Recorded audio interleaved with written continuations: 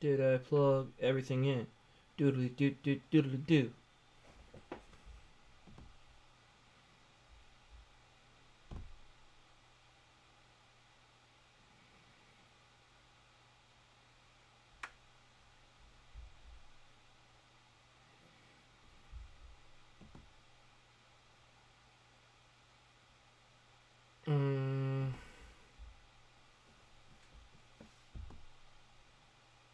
Yeah, excellent on YouTube.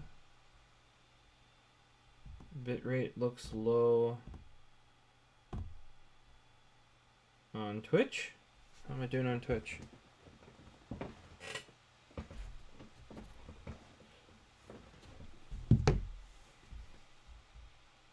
Says I'm unstable. Yep, we all already knew that I'm not mentally all there.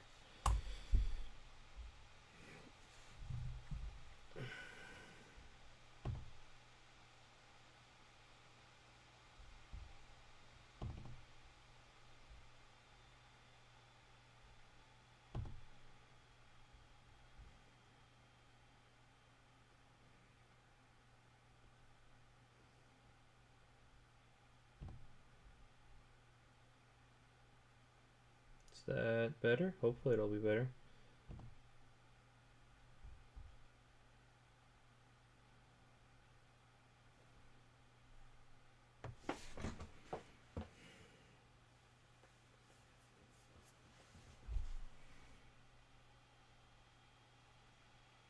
Raise your webcam like over sharpens. They definitely don't have that many gray beard hairs, guys. Yeah, it still says the stream is unstable. I mean, it's looking fine on my end. Speak up in chat. Oh, average bit rate is too high.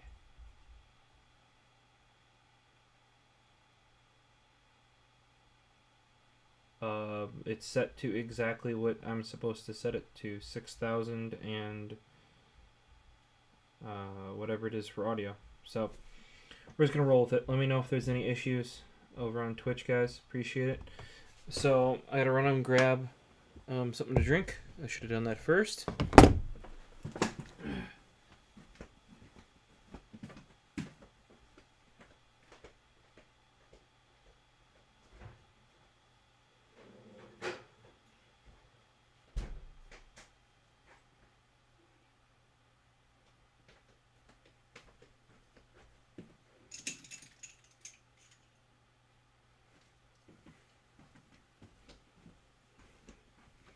Alright, just quick. I am back. Let's point the camera. Oh, first things first.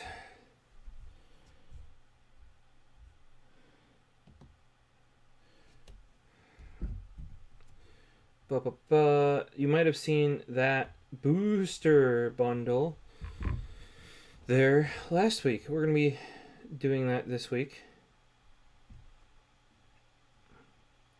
The booster bundle. I actually had I saw like people giving them out actually. So that means like Pokemon made them available enough. But though this is the first thing we're looking at here, we got to update this mat because Halloween, right? Let's get the laptop cam on. Pew. I should probably figure out how to crop that in when I'm by myself. Also, just will get the light. So I like this Pika Pika mat. Seriously, like this is a good one. I don't know what you guys thought of it. I thought it was one of the better ones. But away she goes. And a mat that you'll be seeing up later in some recorded videos is now on the scene. Check that guy out. How sick is that mat, right? I got it with the booster bundle. Well, it didn't come with that, but I ordered it from Pokemon Center at the same time. Check that thing out. Like, that thing's awesome.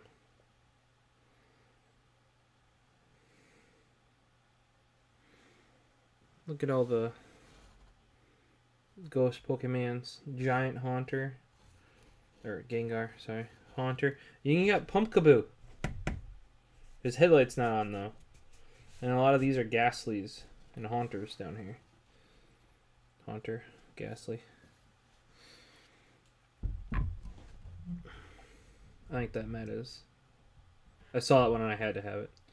Pokemon Center also lowered their shipping, like their direct shipping. So you can order a mat and not have to pay shipping. It's free shipping.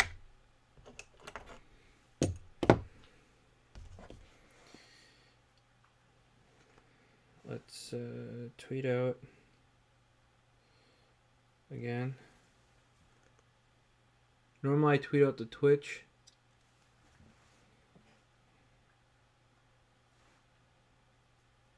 What else to do?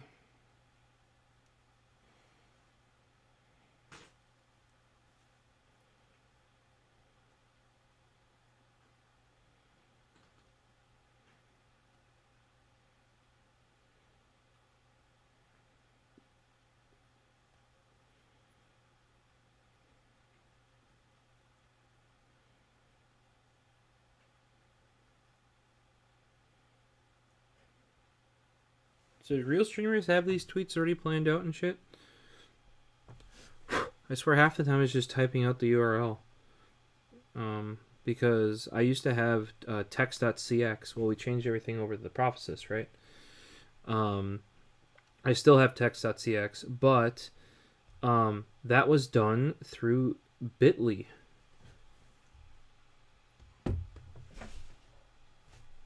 It's gonna be this one. Yeah? Yeah. I mean, we're fine for now.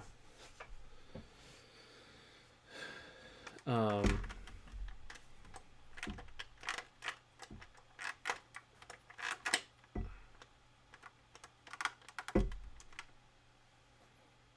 I'm just too bright then because of my background there. Let's just turn this one off for now.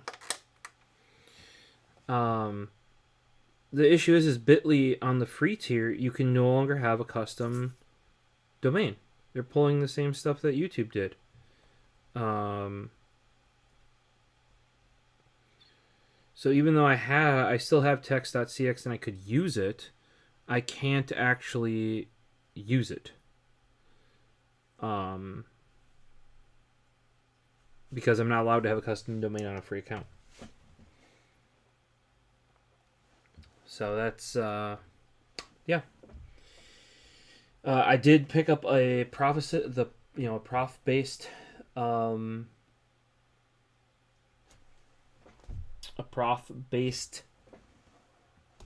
do you want to call that? Short URL for shortening. It does turn out that there are actually like free self-hosting URL shorteners you can use. I haven't seen if you have to have a separate server for that or if you can host it on an existing one. I could put it on the one that the potential new website's going to be on. So we're kind of working on that. Wow. So all I did is I changed the angle of that camera a little bit. And now it's just dark AF. That's the laptop camera for you. Alright. For drinking, we got some San Pellegrino. This is not alcoholic when I mean drinking. I'm just thirsty and I wanted something to drink. And these are very tasty. So...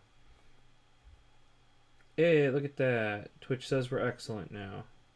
I don't know what I did any different. Yeah. So this is all the citrus flavored ones, which are most of the San Pellegrino ones, are the ones that taste the best. So I think in general, citrus flavored water type objects are the best taste. Look, now we're bright again. Now we're reasonable, and then we go super dark. Laptop doesn't know what it wants us to do.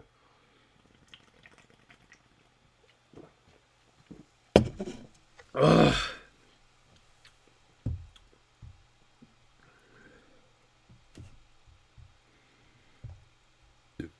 Oof.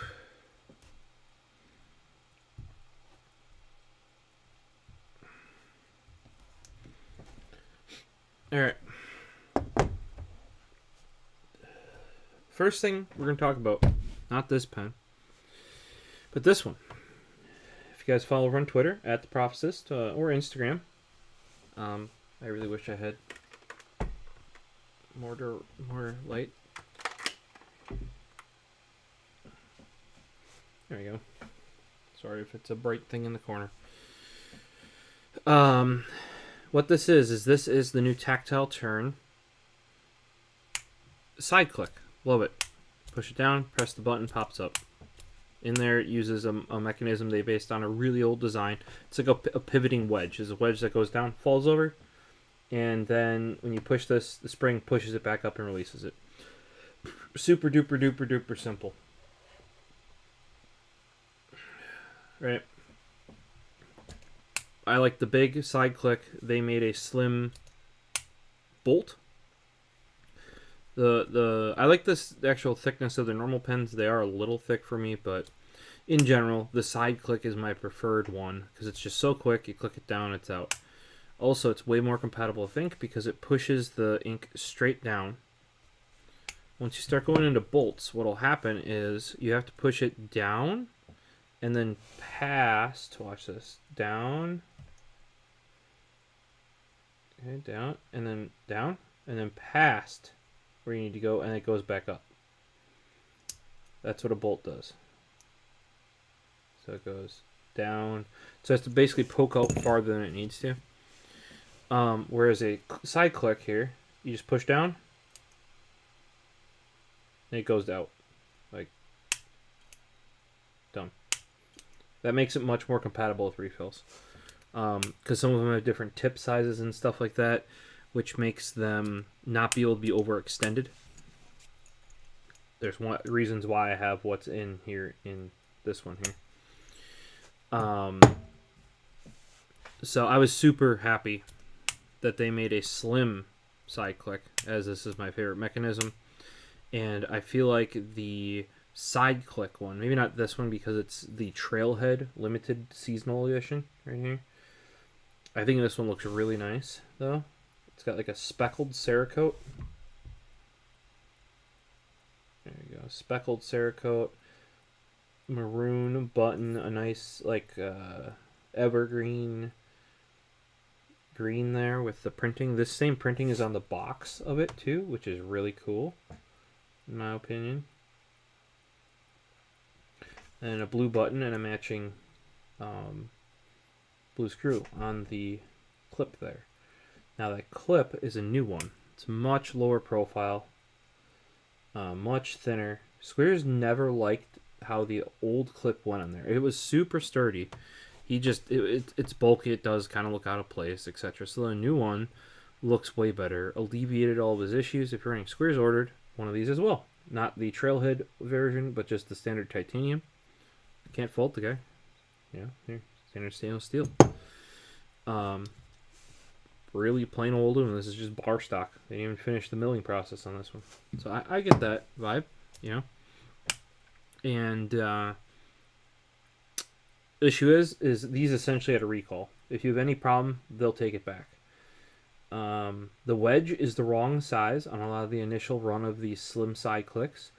Or in the case of mine, this is my replacement one. The clip just fucked off. Just literally just ejected itself.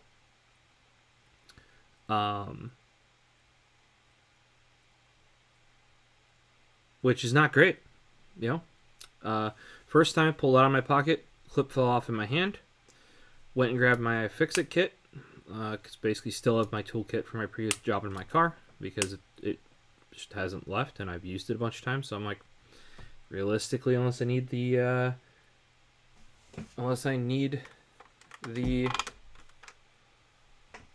how is that still catching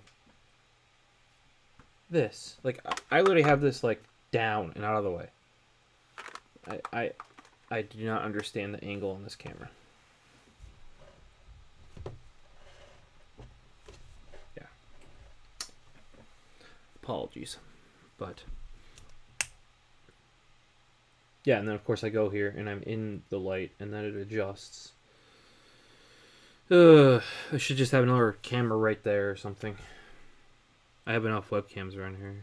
I don't have enough USB ports on the laptop though. But yeah, the second time I lost my clip, I just tightened down with iFix kit. I could see that the threads were pulling out though. So I was not surprised that a day or two later, when I put it in my pants, that clip literally just fucked off. Literally just I can't find it. It's somewhere in the office. We're cleaning that out to put new flooring in, so I'm sure we'll find it at some point. But I'm sending the pen back without it because it literally just ejected itself all the way across the room, and I cannot find it, or the screw. Now, good on them is if they contact you, they will send you a replacement with a return envelope to send the old one back, which is exactly what I will be doing. Really nice pen otherwise. I have the very unique ink in here, which is the Juice Up refill, which is a conical needle point. So the very, very tippy top is a needle point, where it kind of goes like a little like bulb at the end there, or like like a ball kind of. That is a needle point, but then it's conical up until that point, and then what's really odd is it's plastic the rest of the tip. So that makes it kind of incompatible with a lot of pens. Luckily, slim side click, slim bolt compatible. You'll see a video on this guy, not compatible here because of how far this tip sticks out. It relies on that metal tip. So if you guys are interested in this is Tactile Turn. I do really like their products, and you can tell that they're a good company with how they stood behind it when they kind of screwed up a little bit on the new design. This one works perfectly. Screw's got his, works perfectly. He's like, oh, this is how the mechanism is supposed to work, because my mechanism never had any issues. The clip just fell off, and then later on jettisoned itself all the way across the room, and when it did that, it pulled out all the threads in there. So it's not really savable. This tip here is like my new favorite ink. It's very smooth, very precise. Benefits of both worlds. So and the Juice Up is a Pilot G2 compatible refill, which is important. So next up, what we have here is this is TI2 Design. This is their TI2 Bolt liner. So right here is a Tech liner. Tech liner has a magnetic cap. Put it on the mic for you. Guys at work love this thing. You fidget around with it all day. This is a bit of a non-standard one that we'll go into later, but this is a Tech liner.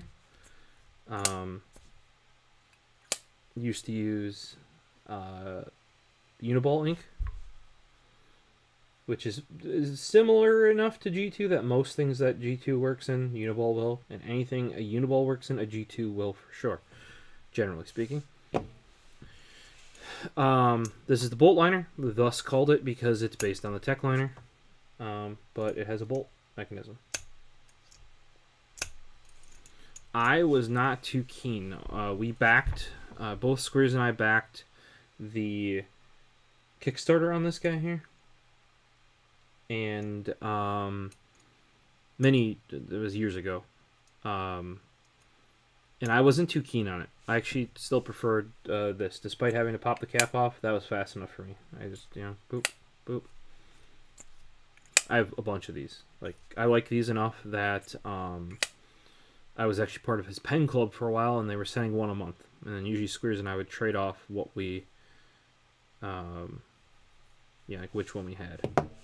So you can really see here, realistically, if this had a magnet in the end, that would fit on there. I could tell as he was developing the Tech liner, springs would switch out, stuff would change, and we actually asked him if he was going to do a click style. And we had a bit of a trial on some of the stuff for the bolt liner. This one is quite a bit more complex. I thought I was just going to keep the same back and just add a mechanism. You went a little bit further than that, though. But not a huge fan of I bought original, like the DLC coated, or it's basically like titanium, but it's coated in a black coating that's not an anodizing. It's something else. I think it's a DLC though. And I don't know. It just never felt good in my hand, and I didn't ever buy another bolt liner. The other weird thing is this one, the tech liner was originally made for Uniball, which I prefer. There are way more options that fit Uniball. You'd have Uniball, Pentel Energel, Zebra. It's like Sarza or something like that. There's some Sakura Jelly Roll refills. Generally speaking, also, if Uniball fits, any of the G2 refills fit as well. It's just way more compatible. So originally this was specifically Uniball, and then as time has gone on, it's went more towards G2. This was designed for a G2. Maybe because it's a bolt or click. I don't know. Right now in here, though, we do have Uniball 1 refill. I'm giving that a try. So far, really liking it. Up until trying this, I've always used, or I prefer the Uniball 207 cellulose refills. This one I did cut a little bit short because you have to cut like a millimeter or two off the refill for it to fit. You cut it off the back end to fit in the bolt liner, and I cut a little bit extra, so I don't know if you hear the shaky. It doesn't look like it's picking it up, I don't think, over the mic there, or at least over the volume of the laptop. Yeah, it's not picking it up. But basically, because I cut it a little too short, there's a little bit play before it hits the refill. That's my bad. Nothing wrong with the pen. I just wish you would have designed it with this refill in mind, not the G2. Now, the important thing is, basically on this one, the magnet there. See? Magnet. Right there. That gets replaced with, I think on the original it's plastic. Possibly, like a plastic insert. This one just seems to be milled straight in there. But that's what actually supports, just like on this one, supports the tip. So that is why you need a metal tip. A fully metal, because otherwise what will happen is this gets wedged in there and it's just bendy when it's plastic. That little bit of movement you saw is because, like, there you go. There's, once it's tight up in there, there's no real movement. Had I not cut it slightly too short, there'd be even less. So this one recently came in. They came out with he just came out with a standard, it's not even like a polished, it's like a, just a standard satin finish stainless steel. Still has the titanium clip there, and I believe a titanium bolt, but the rest of it's stainless. Oh, this is so much smoother. The other one felt like scratchy, like this is twice the weight though. So Squeers, he likes his light pens. I write pretty lightly, so I generally like a heavy pen. So I'm very, and stainless steel is probably my favorite material. I would take it generally over titanium. And as you've seen on my Keras Customs, I have a bolt and an EDK and just plain titanium as well. I really do like these plain pens, just because you can just chuck them in your pocket and not worry about them. You know what I mean? Like, you don't hear seasonal pen. This, I have a couple that I use these generally. Once I get one, I'll use it until the next one comes out, unless something else comes out in between. But and you'll see like we're rubbing and stuff in my pockets or whatever, and on these edges it'll have like a little wear. I'm fine with that. I use my stuff. But when you go with the especially stainless steel or raw titanium, there's not too much that's gonna mark those, wreck them, etc. Usually, like if you drop this, it's gonna put a nice dent in whatever you drop it into. Is what's gonna happen.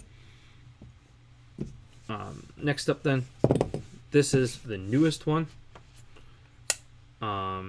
This is the Ultim 1000, I believe, is the material here. It's this cool amber see-through. I've been seeing this a whole bunch from a bunch of pen places. And Tactile Turn does do their original bolt in that, and I do want to pick that up at some point. It, however, is not a limited edition one, so that can wait. This, however, is. So I picked this up. These are now, at least this model, I don't know about all TI2 design bolt liners anymore, but this is at least a G2 compatible refill. Now, I personally hate G2 refills. Like, they're usually 0.7. They go down to 0.5 at most. So I replaced this with a standard juice refill, which I do like. I don't think they write as well as the Uniball, but they write pretty good. Like, I had until I found about the juice up, I'd run the juice in my Bolt pens, which I like the Bolt. It's a very nice. I actually prefer the Bolt over this pen here, not the Bolt liner, the Keras Customs Bolt, and that had the juice ink would always write. It might be a little scratchier than the Uniball. Not that the Uniball wouldn't write, but it would always write. You'd grab it out of my pen holder, start writing, it would write. So that's in here, just because this is currently a G2 compatible pen. I could put some older inserts in here to make it Uniball compatible, but yeah, if you see a little bit of liquid in there like that I believe is still fluid from when it was milled, which is kind of cool.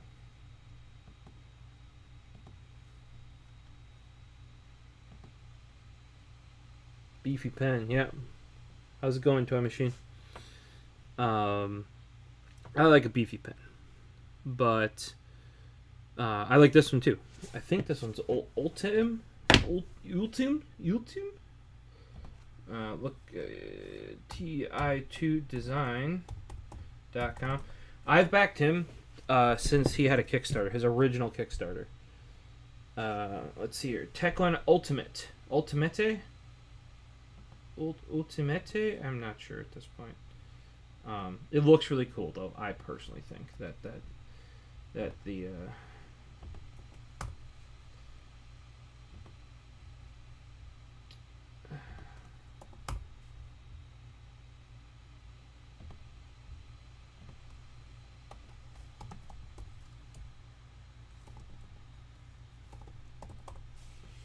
so the here's the trailhead for those interested. It is available in different lengths for different refills. I would recommend the longest one because that gets you Uniball.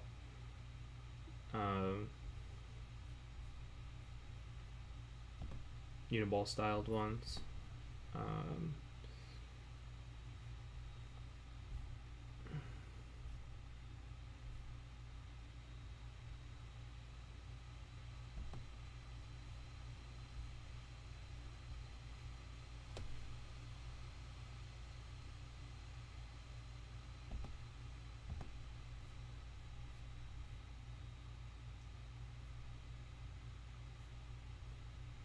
Yeah, it looks like the titanium bolt liner, he does still have a couple left on his website as well.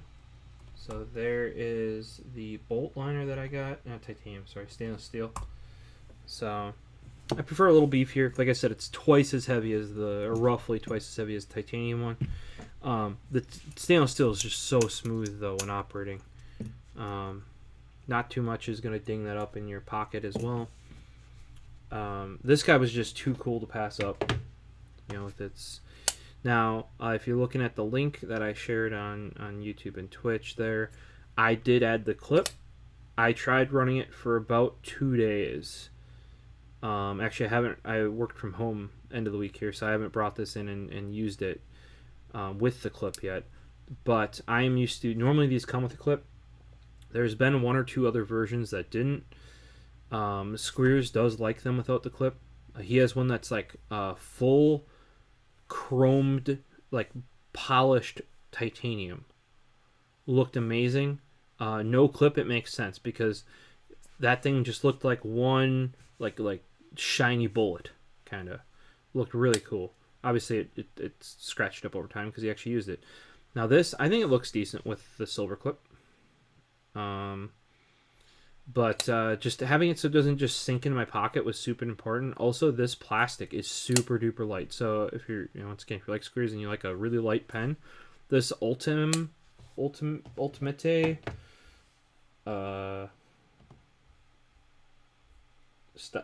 material here is really really light, like kind of stupid light. People at work, when I shared it with them, were actually surprised. Ultimate 1000, I think it's what it is. Ultim Duratron U1000 is specifically the material here. He calls it the Ultimate, or Ultimate in some form. And yeah, this is the one. Once I have a reason, I'll go and pick it up. They do make a Tactile Turn does make a bolt in that same sort of product. So it's not a limited edition one though, so it's kind of gonna be a pick it up when I have some extra moolah. But it's actually supposed to be, like pretty strong, incredibly smooth. Yep, for sure. Super lightweight.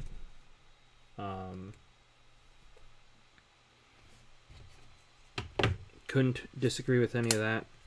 The one thing that it did have issues with though is kicking around in my pocket without a clip on it, because it would fall into my pocket, and then in there I have my wallet, my headphones, and it would just it just started getting some marks on it, and I'm like, if I could suspend it in there, and that's why he leaves this out too, is because you can grab that and then pull it out of your pocket. It does stick out pretty far though, but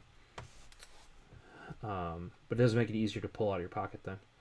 So I added the clip.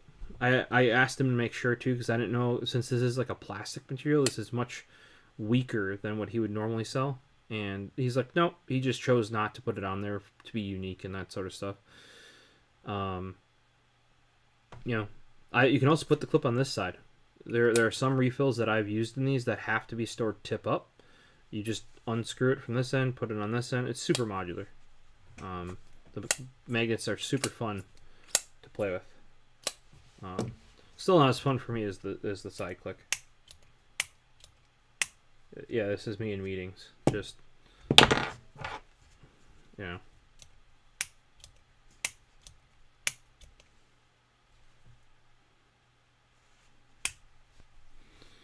Last one we have here is one I actually had to clean.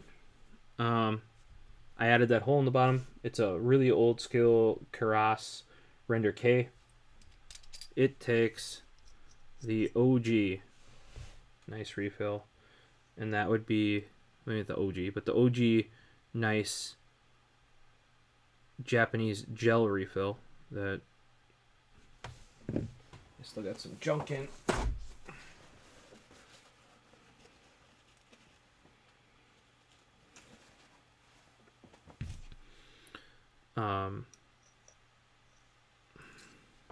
And that would be the High-Tech C right there. So it's not. This is not a click refill, and that's what really restricted designs. But it kind of, I have one of the original pens that took that. Actually, it's even down here, I'm pretty sure. Here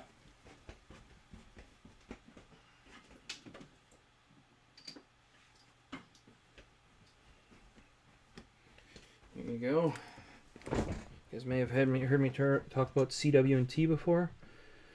This was like the original Kickstarter pen right here.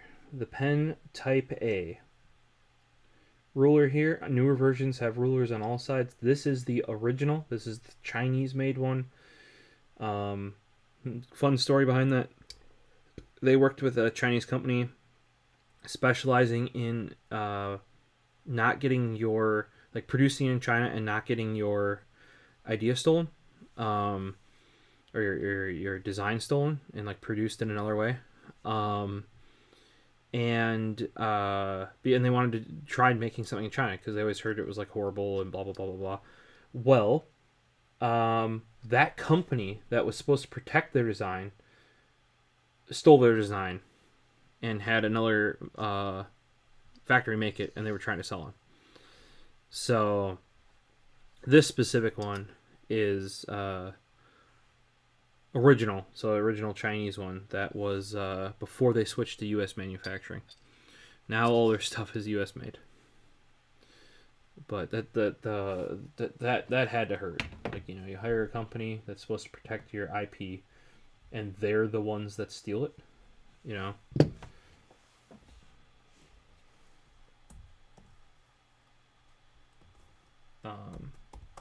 They make some really cool stuff, not just pens. They're artists and engineers by trade/design. They just make some really cool stuff. There's rarely something from them that I am not interested in. But they were one of the first. They were actually not one of the first. They were the first one to have like a pen on Kickstarter, and this made it big. Like, it was one of the big Kickstarters. Super interesting. The tip. This is all stainless. They later did make the pen type B, which doesn't have a ruler. It's like a rounded tube. Then the original one of that was stainless here, and then brass here. And they later made a titanium version, which I do have as well. This pen size, they got this exactly right. It takes the High-Tech C. They felt that was the best ink. I would say when you're allowed to write with High-Tech C and you use it regularly, it does not like not being used. Let's put it that way. And then with High-Tech C, you either have to start flat. That seems to be the best in my opinion. Or you start tip up. And that's kind of what happened here is I was storing this guy tip up, but I think it had been there for like years, essentially. And it just let go. Like all the ink just came out the bottom.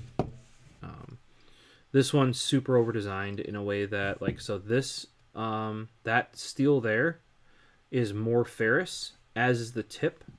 And there's a magnet way down at the bottom that retains the pen.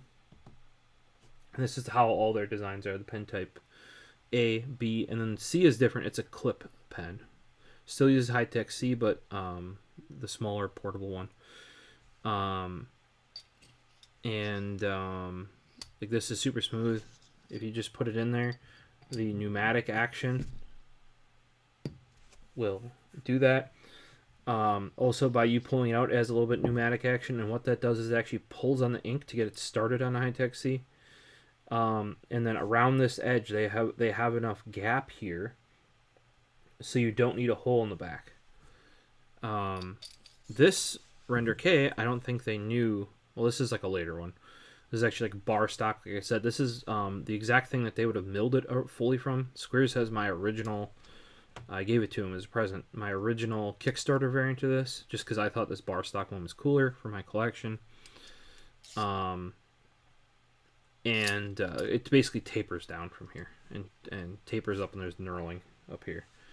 But I added the holes at the bottom. I also have a brass and a copper version of the standard one, so that's why I wasn't too. I knew he'd use the OG and he could appreciate it, so thought I'd pass it on to somebody who would use it, you know. But without the hole in the bottom, right there, they would always basically, because the High-Tech C runs off of air pressure, and because they didn't have like atmospheric pressure able to get at the back of the gel and push it down, it would just write really shitty, like really light. As soon as I running the original TI2 pen, not the Techliner, it predates the Techliner, used High-Tech C as well. I have one from his Kickstarter, and he had a hole in the back, and it made sense to me, so that's when I added it to this one, my brass. And then in my copper one, because copper work hardens when you drill it, I snapped a drill bit off in it. That was, and you can see how perfect that hole is. Like, that thing's bang on. The one for Squares is bang on as well. But the last one, the copper one, snapped a drill bit off it. Why all these are out is because, well, I had to repair them. The other ones were new, and they all have different refills in it. So it's kind of interesting. I actually did a project earlier today using all of them. every different one. Let me put them away and I'll bring that over.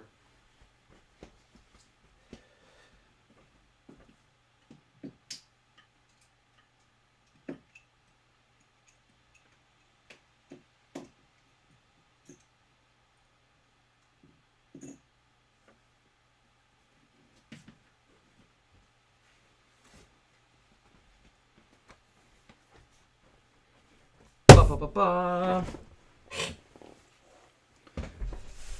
So technically I didn't do the project yet. What I did is plan it. For those of you that follow over on Twitter, I have recently I picked up a what do you want to call that? Not a wood block, a butcher block countertop.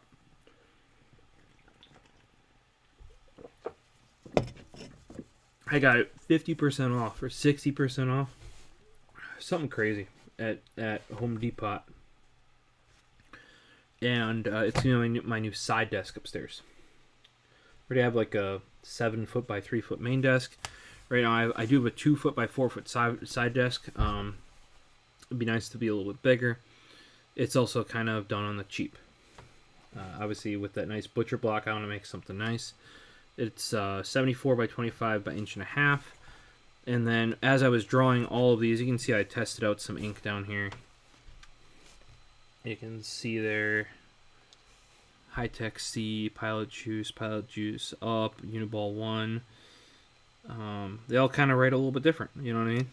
And I could use all of them interchangeably, so that means like none of them did I hate. A lot of it I did with the Juice Up. What I was actually finding is it was actually, for some of this more precise stuff, it was not precise enough compared to the Uniball.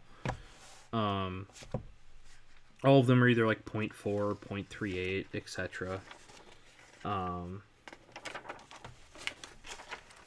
So I got some planning here of like how the board, like kind of over here too, is where the boards are, how the leg, here's the front of the desk, that's the right side of the desk, where the board layout, where the bolts are going, where the screws are going. That's going to be the right side back of the desk. A little bit of an inner there. Here I have just, some basic layout and how I said I want to mount from underneath, because that's a really nice butcher block board. I don't want to see the screws on the top. As many as these screws and bolts I will countersink as well, so they're flush. My main big desk right now is like big and burly. I didn't really worry about countersinking or hiding any of the bolts. It is nicely stained and everything like that. It's got a red oak top to it. It's a veneer, but like 1/8 inch veneer, but it looks really nice. Sturdy AF. Base boards on here are going to be 2x4s.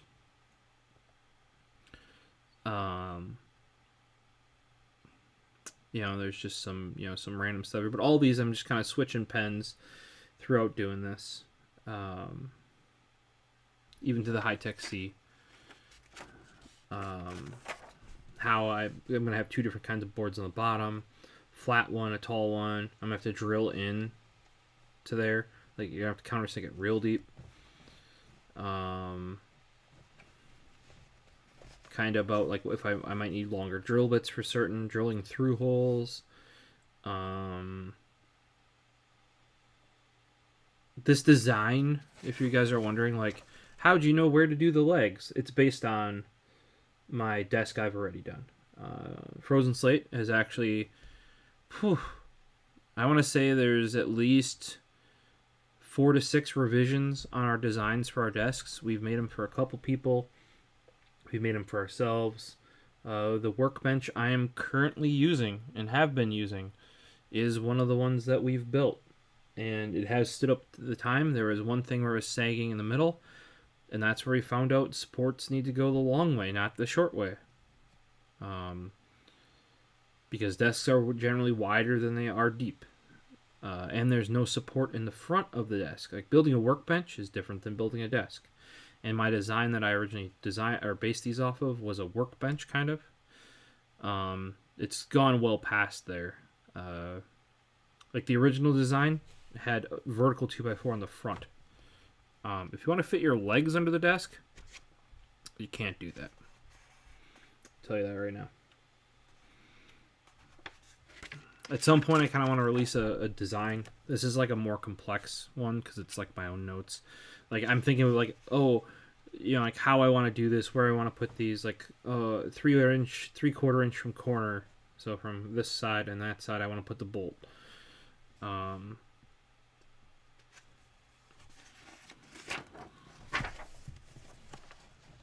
And then here we have, this one will probably be most interesting to you guys.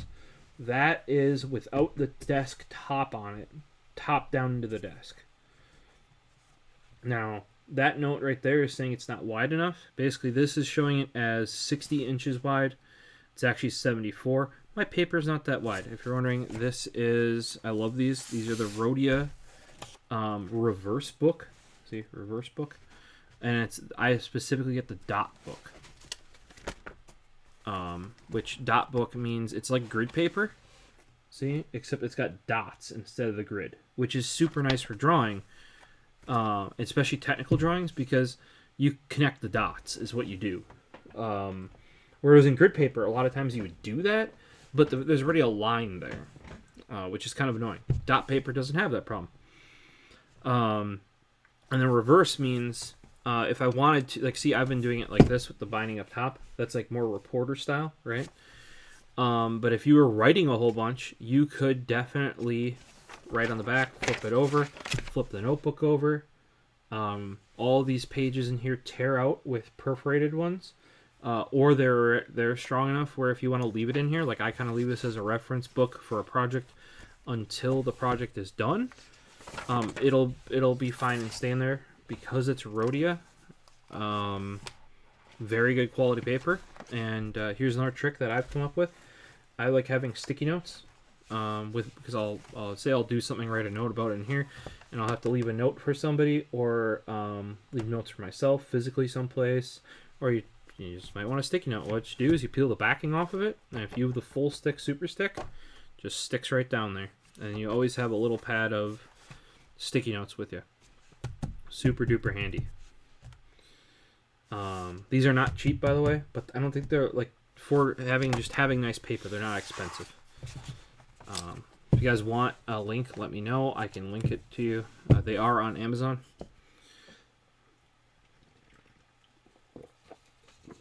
So imagine this is just a little bit wider from this perspective. Depth is correct, though, which is the important part for me. Because what I use this for is to get the spacing of the supports. There's front leg, left and right, and back leg, left, right, and left. And then we've got a horizontal board, horizontal board, horizontal board, vertical, vertical. Back obviously vertical, sides are vertical. Why we go horizontal this far back is I like having at least like 15, 16 inches underneath the desk that's flat. Otherwise, you're going to scoot under the desk and whack your knee into it if it's a vertical 2x4. We've learned that too the hard way. You can't just make the front board flat. You need X amount going back flat as well. And in this case, it worked out perfectly. I can literally use this spacing here, right there. That's a 2x4 width. So I can literally put that board down, put some spacer, cut off pieces of 2x4, put that board in, cut off pieces of 2x4, pull those pieces out. So I don't even have to measure, at least putting the, like, where the board spacing is going to be. So that's super nice. Even just based on this, because I've built this design desk enough, I've already figured out how many boards for the frame, how many boards for the legs, or like what length boards, and then how many 2x4s total I'll need. So it's only a total of 7 2x4s, and I'll have a bit of cutoff. What's going to be a bit more specific on this one is because I'm trying to make it look really nice to match up with that butcher block top. I want to kind of hide as many of the screws as possible and like countersink them and make sure they're out of the way, all that sort of stuff. So that's going to take far more time than, because if you just gave me 7 2x4s and this, I could probably have it together in like an hour. Would it look pretty? Yeah, you know, looking pretty. Do you need to do that?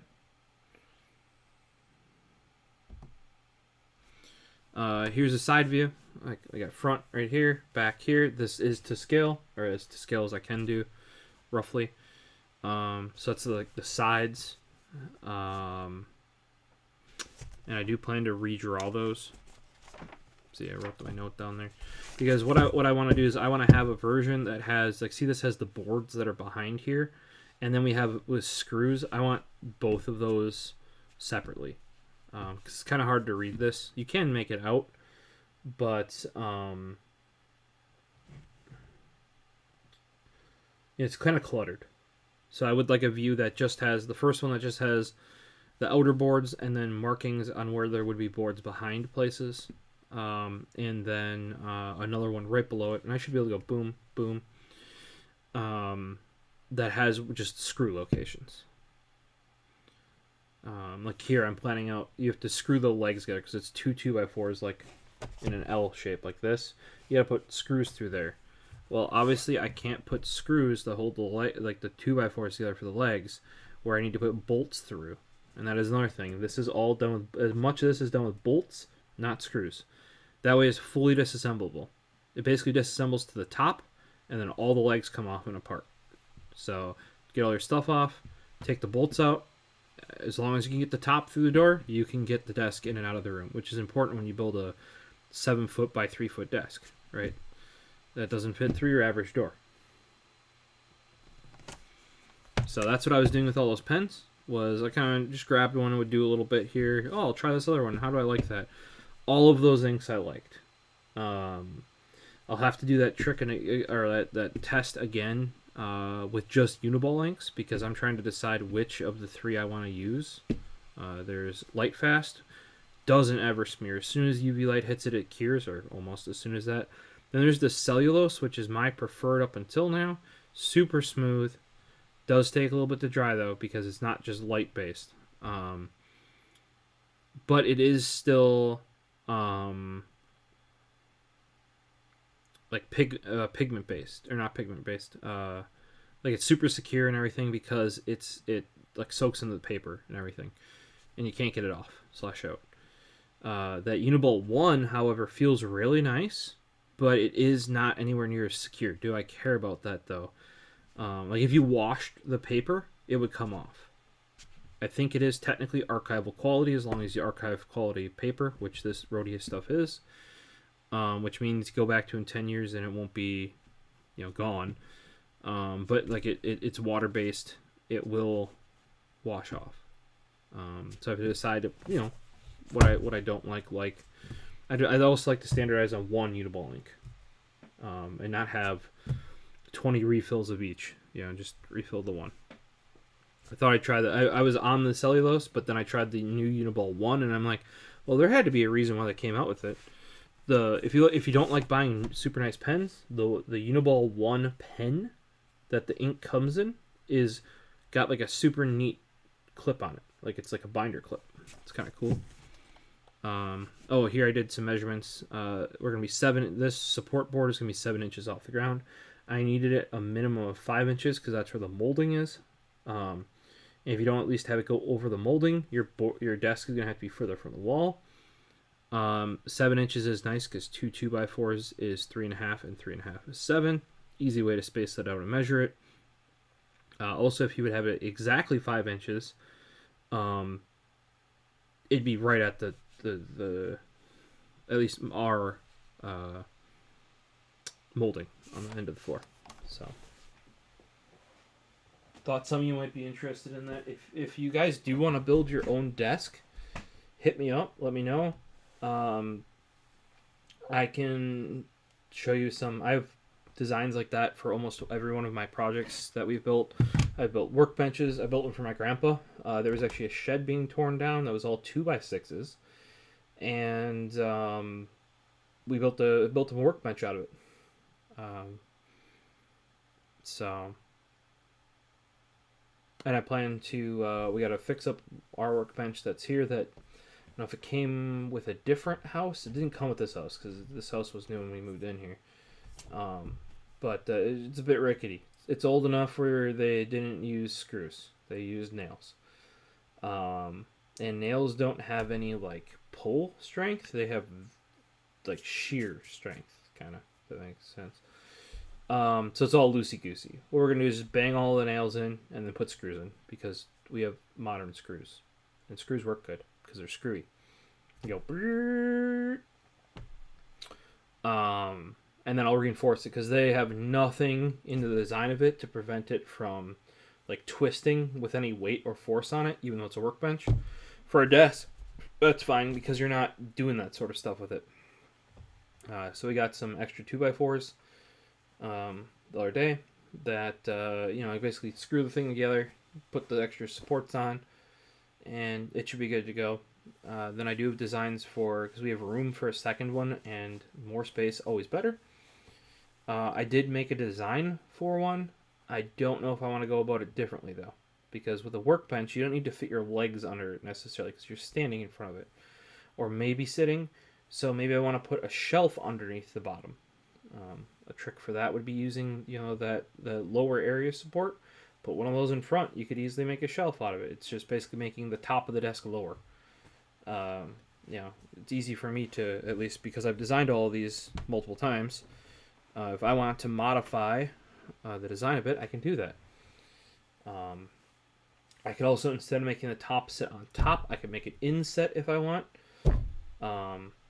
And all that would involve is basically flipping the frame I would normally use upside down. So instead of the flat 2x4s being at the top of the vertical 2x4s on the side, they'd be at the bottom, and you would put the board in. That's doable too. I don't know what we necessarily want there. That's kind of low on the list, but and I have two shelves above it. Like basically, what you can do too is take the back two legs, put them straight up, make them super long, and then put a board across, and you have a shelf. Realistically, working with 2x4s super easy once you kind of get the concept. That's why I was super happy when the supports under there were like spaced by 2x4. If I don't have to measure and I can just eyeball, I've built actually a bunch of these desks by doing that. Like, because you kind of start understanding what you're building with, and you can just throw it together or do a quick sketch. Like I said before, by the time I figured out the spacing on the top there between the supports for the top, I already knew how many boards I needed. The rest of these drawings are basically going to be for me for future reference on where I want to put screws, how I want to hide screws, etc. How do I want to make it look pretty? Because mechanically, like here, let's switch back to the razor cam. Come on. Right there. Here, we built this workbench. If you can see that these are kind of crooked here, that's because we added it later. We found out you can't just have one. If you just have one bolt here to this leg, it's going to pivot. Just pivots. So you have to add a second one, otherwise it just twists there and acts like a pivot spot. And then that aided in this bending right here. So, because this is 7 foot wide, or maybe a bit more skinny, but it's only, I think, 18 deep. Those would just pivot and help this in bending. Now, the other thing we did is we put supports in the short way here, because that's what people had recommended online. That's not what you want to do. Because where is it sagging on? The long way. This board is sagging. Boards going across that way are not going to help this from sagging. So what did we add? Boards going the long way, 2 of them. This thing hasn't sagged a millimeter since. Now in future designs, if you notice how far set back this leg is, and that was actually thanks to Frozen Slate's dad. He had an idea, and it ended up working out. What we can do is we can actually bring this leg in the front of this board, and then that makes it, you get much more width on your legs there, and it's not as back set. So it took a little bit of implementing to do that, but that was another improvement that we managed to do, If you notice, all of these are bolts, and then they have washers, they have lock washers, and they have nylon lock nuts. But if you want to take it apart, just get your impact out, put a wrench on the other end, zip them all out, and the holes are bigger than the bolt, so they just fall out. When I was originally doing these, I was using leg bolts because that's what people used online for workbenches, because I think they never considered taking them apart. And you have to, like, with leg bolts, you want to make the hole the same size as the bolt, and you, like, slightly pound it in there, and then when it tightens, it sucks it in there. Well, that is a bitch to take apart, because now you got to get like either a demolition screwdriver or a punch to knock out the leg bolts. And then sometimes if you've had to put the leg bolt in more than once, it spins because it bites in the wood, makes a square. Well, you don't line that up exactly every time, and starts, kind of stripping it out, kind of like what you would do with a computer fan. If you put the computer fan screw, like the self-tapping plastic screws that go into computer fans, if you don't line those up every time, eventually you're not going to have any plastic to tap anymore.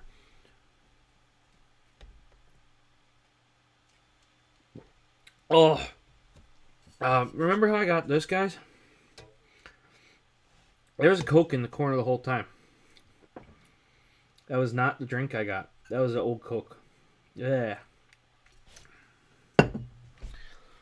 Have it.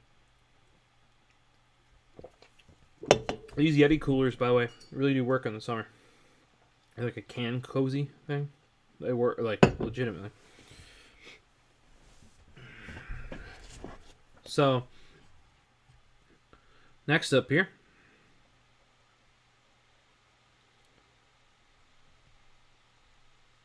Let's retweet that.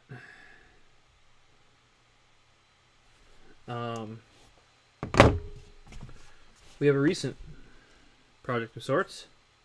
It's not really a project too much, but recent acquisition. Do you guys know what this is? You should. That is a DualShock 3. I finally own a DualShock 3.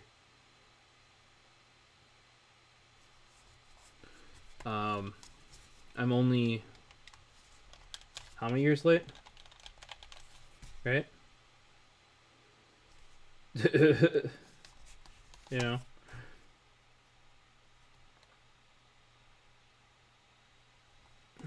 So, and this thing's brand spanking new.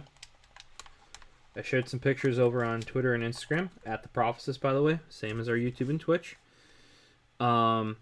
This thing, when listed on eBay, they had 2 of them, and I'm guessing it was in like a bundle with a console or something. The person doesn't sell gaming stuff usually. They're like selling. It looks like they buy like, maybe they buy, what do you call those things? Storage rooms or storage units. Storage units. There you go. And then sell off the contents, or maybe they just go to garage sales and stuff like that. These were in the little like foam baggie, or what I call the diaper, because it's kind of like this goes in there and then it wraps around, and it's got like a little sticky thing on the back. I knew that OEM, what I call the diaper, for PlayStation. I worked at GameStop 2006 through 8, and Best Buy quite a few years after that, 5-6 years. So I knew what the OEM one looked like, because you have to like repack new controllers or open them up with people, etc. And I'm like, okay, that's new, or that's like that baggy. And they said this was new, and it might have a little bit, like there's a little thing on the trigger 2 here, right? But then if you look at the sticks, there's no wear underneath. I mean, I've played a couple games with it now, but there was no wear under the stick at all. There was no wear around the buttons. Any smudges you see now are from me, except there was like a big fingerprint on the thumb, or the PlayStation one. Now that's what you used to initially set it up, so maybe it was used ever so slightly, but as far as I can tell, this thing's basically brand new. And I could tell it was legit, because what Chinese knockoff company is going to knock off the OEM foam bag that it comes in when you get the console, like when this is in the box of the console, right? They're not going to do that. Actually, what the kind of going thing is when you buy them on eBay is the more retail and legitimate and new the controller looks, the more knockoff it is. So a lot of times you're better off getting a good used one than you are a new one, because almost all the new ones are complete knockoffs. And what the knockoffs won't have, not that I truly care about it too much, but if I'm gonna go and buy one, I want a legitimate one. But they don't have the 6-axis. See how this is a DualShock 3 6-axis. Keeps focusing on Gengar there. DualShock 3 6-axis. So that's like the motion controls, right? And then here's something I didn't know about the DualShock, apparently 2 and 3. The button, and I know they're pressure sensitive now, but I didn't know they were pressure sensitive. So it's like when you press X, it engages, right? But you can press X hard. So like, and same thing with this, is it's not just press arrow, you can press arrow hard. And there's actually a range. So they're like all what do you want to call those? Like my brain's farting here. Like not pressure pads, not piezo. There's a thing where you press on it and it gauges how hard it is. I cannot remember what that is off the top of my head. Apparently it's using like Metal Gear Solid 2, I think, is what like one game that everybody was testing, or everybody said to test it with. This one is a legitimate one. There's tools you can get for the computer that will tell you if it is or not, or you can rip it apart and look at the PCB. I didn't really want to have to do that if I didn't have to. I could, but if I could just plug it into the computer and figure it out that way, much better. Oh, yeah. These rubbers on the top of the controller sticks too feel brand new. I mean, somebody could have swapped it out, but I don't. You want to know how? Also, I don't think they did. This is $20.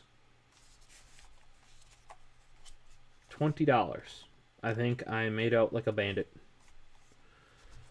If you're wondering why I wanted one of these, I started playing Kenna Bridge of Spirits. That is a PlayStation game. Has finally, after its year, made it over to Steam. I'm hyped. It was a game I really wanted to play. It was shown off, I believe, as an Unreal Engine demo game for the PlayStation. At I think it was. I don't remember if it was shown in the. It might have been shown in both the PlayStation and the Unreal. Like demo. It was one or the other at least, and I could not remember what it was. And then eventually, I remembered that it might be coming out on PC soon. Frozen Slate was over, and I spent like half hour, 45 minutes on these weird search terms figuring it out. Well, that's a PlayStation game, and what a lot of PlayStation games do is they heavily use both the bumper and the trigger. And you'll see in a video that I'll have coming out here talking about controllers. The way you hold a PlayStation controller is it sits in your hands like this. It rests in your hands. How do you play a Xbox controller? You grip it. You grip that sucker like this, and then you use your stick and you press it, and you go pew pew pew pew pew pew pew. That's why they're better for shooters. Well, in games that you're just like JRPGs, for example, you'll use your arrow keys a whole lot, or it'll just be going around do do do do do do do do. And this will be in JRPGs, this will be your camera. This will be actually your move. Or in Kenna, and actually the newer Game of War, you use right bumper and right trigger all the time. So you actually want to hold it like this. Holding it with both fingers on a controller like this for an Xbox controller, very uncomfortable in my opinion. PlayStation, the OG PlayStation, not the newfangled PS4.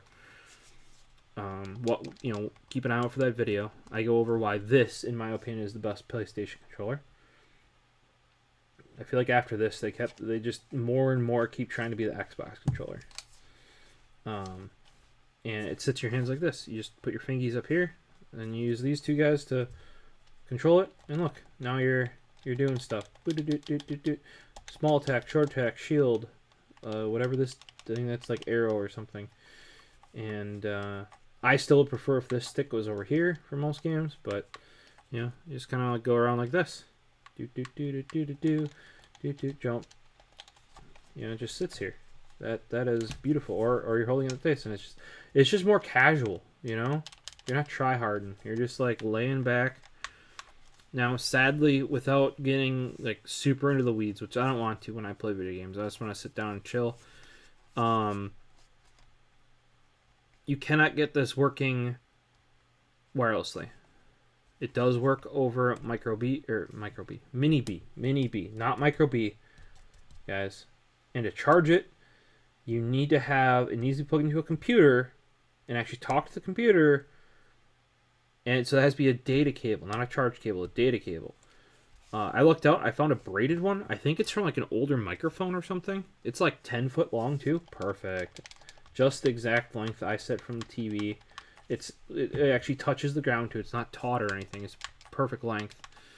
The one thing you do need though is an older PlayStation Now installer. Like PlayStation Now is dead because they have PlayStation Plus. But prior to, I think it was 11.2.3, that was the newest version you could have. That has the driver for the PlayStation 3 controller, the DualShock 3 specifically. After that version of PlayStation Now, they stopped supporting this, and they only ship it with the DualShock 4 driver, which is built into Windows, starting with Windows 10. So, but yeah, all you gotta do is install PlayStation Now. It'll install a driver, and then Steam will do Steam things and make this work properly. Prior to that, Steam was seeing this, right? But the buttons wouldn't do anything. Like, no action was being sent. Like, it saw that the controller existed, but, like, I don't know if Windows wasn't passing it or what. And you can get a whole bunch of third-party utilities that could even make this work wirelessly. Be aware, you do need a dedicated Bluetooth device. That's how old school this is. So if this is Bluetoothed, right, that Bluetooth device cannot be used for anything else. Like, not keyboard, mouse. So I wasn't willing to do that either. I like, all I gotta do is plug a cable in here. We're working now, which I'm super happy about. I'm just chilling back, playing Kenna. I'll probably use this for, I might use this for God of War. I'll use the PS4 controller.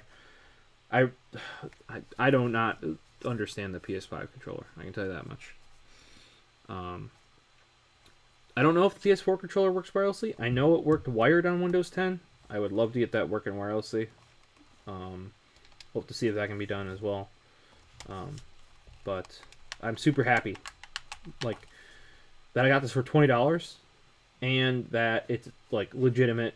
There's like no wear on it. Like, you don't see any wear on this label. There's just like a little scuff on the right trigger here. And there was like a greasy thumbprint on the PlayStation button. And that's it. Maybe they just checked it to make sure it worked, for all I know. But I'm chuffed with this thing. Potentiometer. Variable resistor switch. Yeah, it's not a potentiometer. It's like a... they use them in like the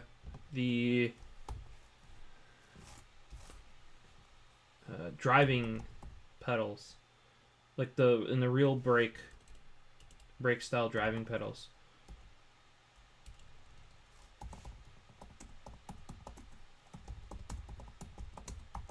Load cell? I believe it's called a load cell. That's what it reminds me of, as a load cell. There you go.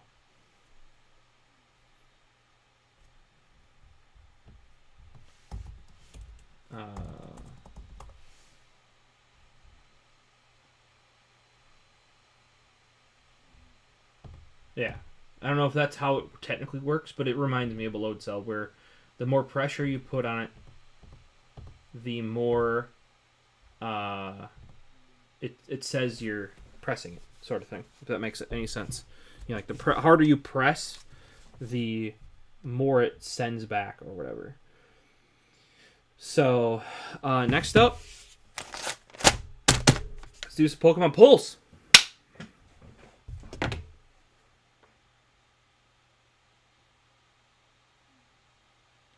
While we're doing that, I can talk about I'm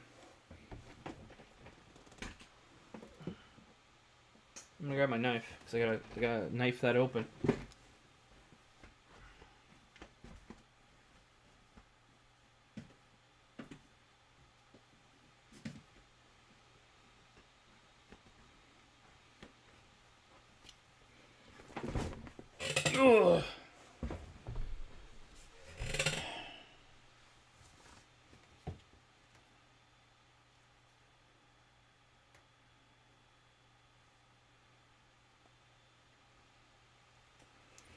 All right.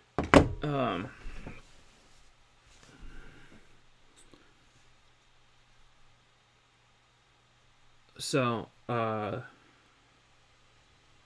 this is a knife we opened last stream. For those that weren't here, didn't catch that one. Really like how this thing looks. Saw it in actually somebody's EDC for a TI2 pen. And it just looks sick as hell. Reminds me of a steak knife, kind of. Real steel. It's from KnifeCenter.com, exclusive to them. Supposedly a VG10 blade, which there was a guy at work who was really into knives, and he's like, "Oh, that's a good blade." This is made in China though, and supposedly VG10 is only made in Japan, and I highly doubt VG10 Steel is making it from Japan to China. So may or may not be legit VG10, but then if it's sold exclusive by Knife Center and even featured by them, you would think it would have real stuff in it. You know, and there's this really nice looking material. Like, looking, I don't know if it's actually good or not, but it's a micarta. And it is, you can see a little bit of staining already from oils in your hands, or if you get wet, it'll change color. You'll have to dry it out too. This is not a locking blade. It just goes there, and then you close it, which is called a slip lock. It's not really a lock. But they make other ones in G10 scale, which is like what the handle would be as well. Like one that's jade color that looks really nice. I just really like this vibe of this micarta, and I think it goes well with. Just looked too nice to pass up, realistically. Blade is super duper sharp. I mean, knives should be, but out of the box, normally I've had to sharpen even new knives. Because some of them I've seen like purposefully do not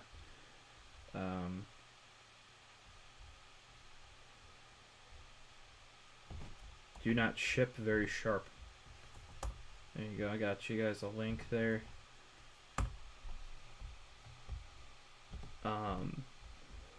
I think it looked way smaller in the picture, and maybe that's just the angle. But I am, to be truthful, I'm vibing with the jade, the orange G10 handles are sick, and then there's yellow G10 handles with it's like kind of like a mustard yellow with a black blade. That's kind of sick too. But overall, with that micarta handle here though, this thing. Like that right there, and then this is also got a drop point, is how the blade is. So I like this skinny long knife blade, because if I'm actually using this style of knife, I will use the blade part for doing blade part things. If you're opening boxes and stuff, you really end up just wearing out the tip, and that is why I've switched to using like Tuck XL, where you have a utility blade that you can just swap out. What's funny is they do make, this is actually passed, had the state I'm in not changed their laws, this would be considered a weapon, and I couldn't carry it because it is over 3 inches. That has since been changed. This company, though, Knife Center, does actually sell what they call like the G-Slip Compact on their website, and it's 2.99 inches. Holy Nikes.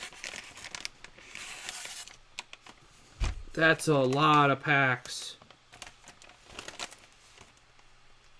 Holy. Lots of Pokemon packs.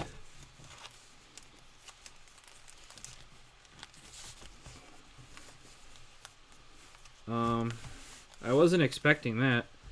I could have read the box, though, or bag. Probably. And it says 40 mini packs. I believe it's 40 of 3. Like each pack has 3 cards. We'll find out pretty quick, won't we?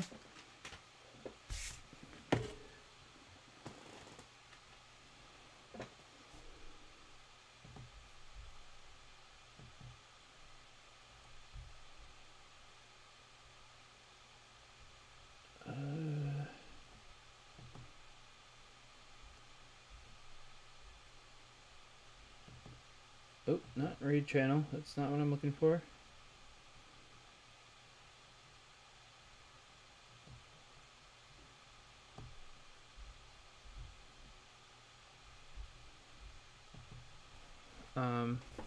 I believe these trick or treat ones are the same as the newer Pokemon McDonald's ones. Now, I did not get to go because working second shift now. I just didn't have time to get there during hours at which they did that. I think it was last month. Yeah, each booster pack contains 3 cards. Booster pack. Each player must have a 60-card deck, 10 additional game cards. I think, though, that these are done the way that the McDonald's one is, where you can play single card. Like, it's a 1-card Pokemon game. So if your attack is better, you win. Like, you pull. Or it's like playing, not Uno. What are those games, like, where you, like, you put down your card and whichever one's higher wins, essentially. There's normal card games like that. I'm trying to remember what game that would be. It's been a literal forever since I've played, like, playing card games. So we got ourselves. I'm so glad we're back to the Razer camera. It is so much better for Pokemon pulls because we can go like that. Dude, it's got a pumpkin Pikachu. You see that? It's got a pumpkin Pikachu. Phantom. And then, ooh, this is the Mischievous I like. This is actually from the last set that was out.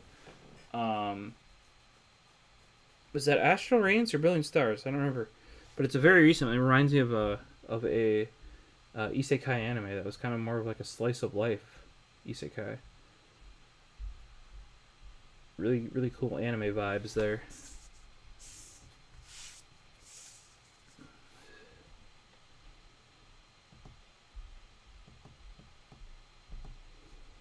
Once I get an actual computer for streaming here, I should try. It looks like YouTube will accept 4K stream. Twitch, I don't think does yet.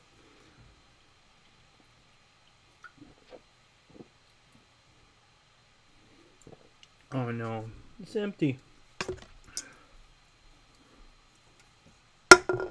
So I could actually do the stream in 4K to at least YouTube. And because I'm manually streaming to both places at the same time, I could step it down to Twitch. Though, if YouTube does what it sounds like YouTube might, and makes 4K a premium only feature, do I even bother? What do you guys think? This is kind of why I called this more, and this is kind of how our Pokemon polls always were. Hopefully we'll have Mooski back next week, I believe. This is always kind of like a, chill with Prof, pull Pokemon. Oh, dude, we got Pumpkaboo in his little claymation form there.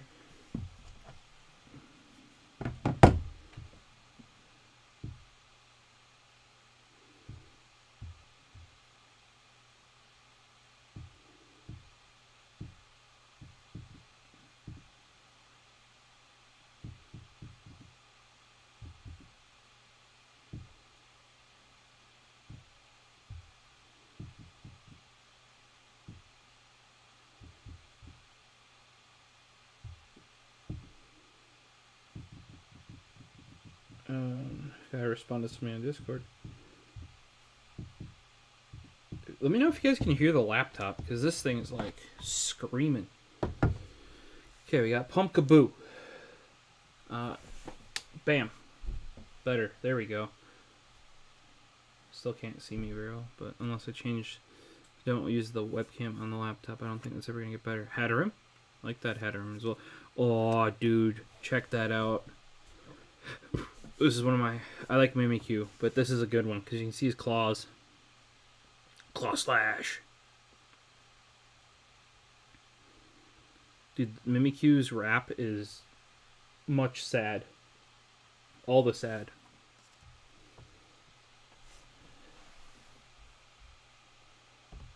Let's change from just chatting over to Pokemon trading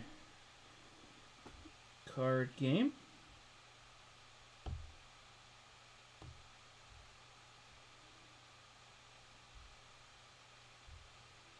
Done. Alright. I don't know if there's any like real category, like, because YouTube doesn't really work that way. If you don't already have a viewer base on YouTube, they will not see your streams, essentially. From my experience, because I don't think there's like a way to set what. Yeah, it's just category science and technology. I could put gaming.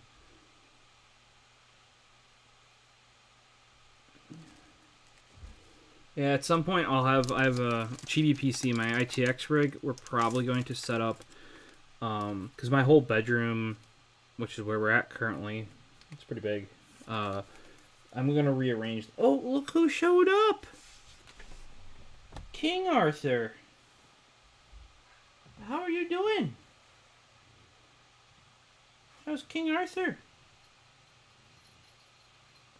Yeah. How are you?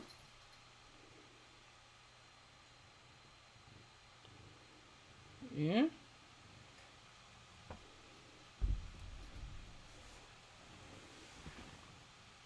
Oh.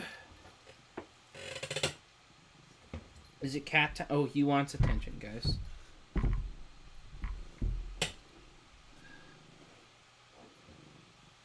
You can't hear him probably, but he is purring his little cat brain. What are you doing? Yeah, that wire is part of the camera. Yeah, it's not something you attack.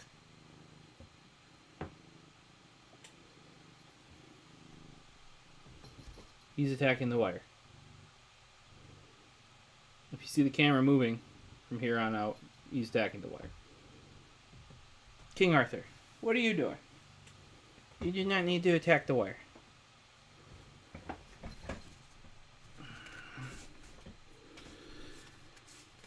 Alright. Next up, we got ourselves a Ghastly. I do not remember. That looks like a Chilling Reign Ghastly. Litwick. And we got another Mimikyu. I have a feeling we're going to get a lot of similar ones because there's only...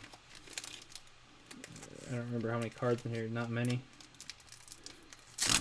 Oh, and King's on the desk. What is up, my dude? Yeah, what is up? Yeah? Yeah, it's a bright light, isn't it? Yeah, now you can probably hear cat purring right into the microphone. King, what are you doing?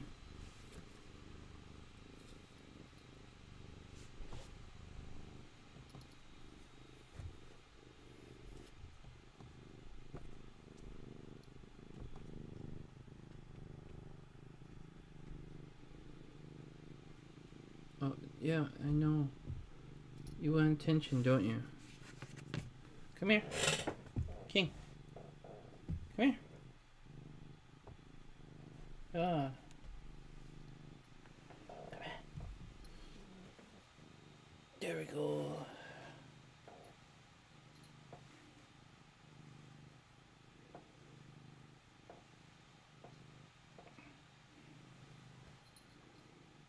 The kitty just wants attention, guys.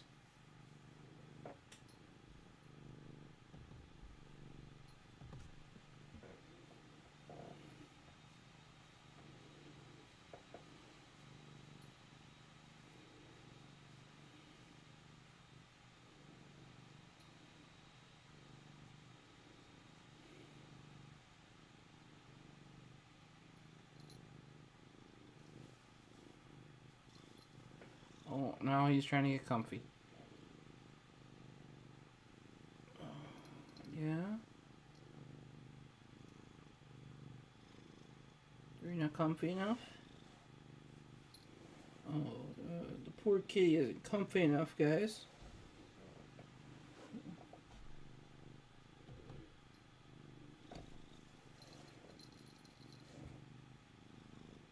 You leaving? No, you can't go buy the cards.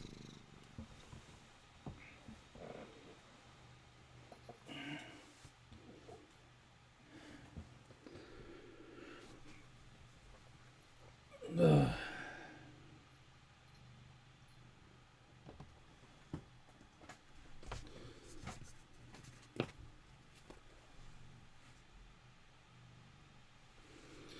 We got our Haunter.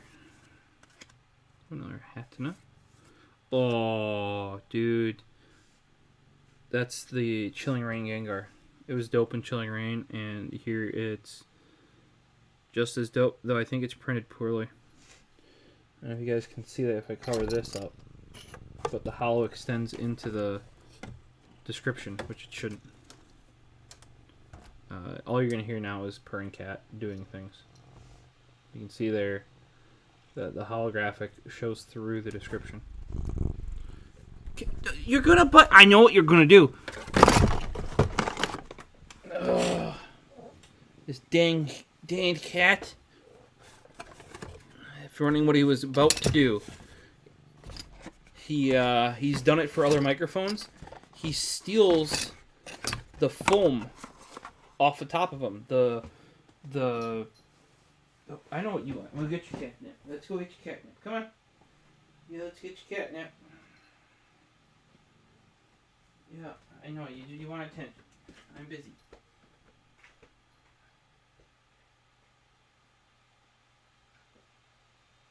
Here, I got you this. You want this?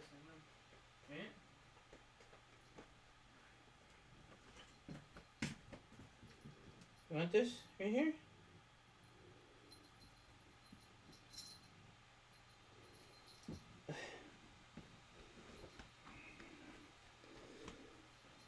We got the guy's nip.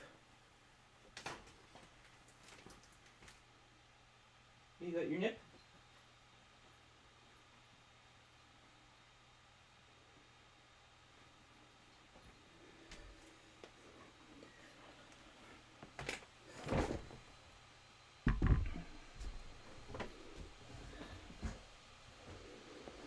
But yeah, what he does is he steals the foam, like the foam windscreen that's on top of it. He actually put holes in my one for my one upstairs, my boom mic. I gotta snip off. Like, it's not like unusable, but I have to snip. If I don't like kind of use like a flush cutter or a snipper, it'll get worse. You just have to kind of snip off the snags he put into it, if you want to call it that.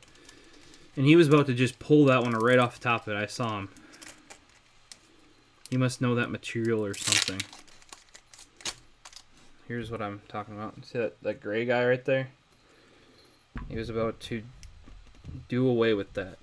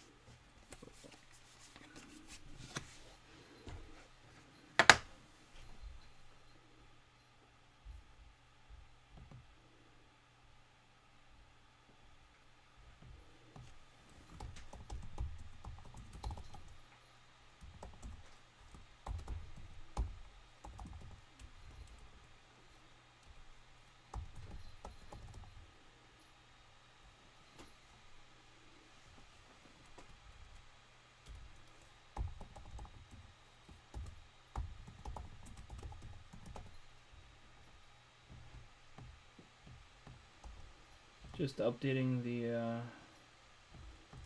description here for Twitch. I don't think I can do that for YouTube, but maybe. I don't know. Here's something I did forget to share with you guys earlier. I might have mentioned it in previous ones, but this is a pro grade USB-C. I think it's a 10 gig. Might only be a 5 gigabit, but the bigger, importanter thing is I do have their higher end ones. Those each have two UHS 2 SD or 2 UHS 2 micro SD. They did not make one that had an SD and a micro SD. This is what I want to be carrying in my bag with my camera. It is, I'd say it's like a quarter of the size of one of the other readers. Maybe it's not, like those are like Thunderbolt. So this is just USB-C. Plenty fast though, and this is way easier to carry in the bag. Testing that with the Sony camera right now. Normally I would do away with this little rubber nub because it's a pain in the ass to get off. But I do plan to just chuck this into my camera bag, and getting stuff in that Type-C port is not ideal because it is a male pluggy port that plugs directly into stuff rather than being a female and needing a cable. There are advantages and disadvantages to that for sure. This is also only like 20 or 30 bucks. The other ones are like $60 or $80. So highly recommend. ProGrade is who I would recommend for cards, SD cards as well. But this new reader is the one I've been looking for, at least to carry around for quite some time.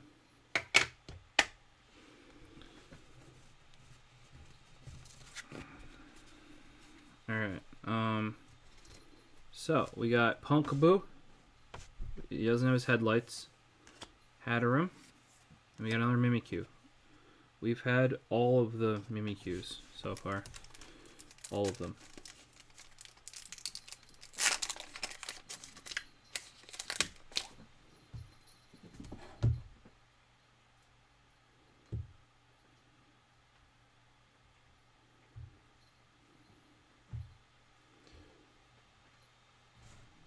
Oof. People are talking about somebody just got a 3070 in one of my discords.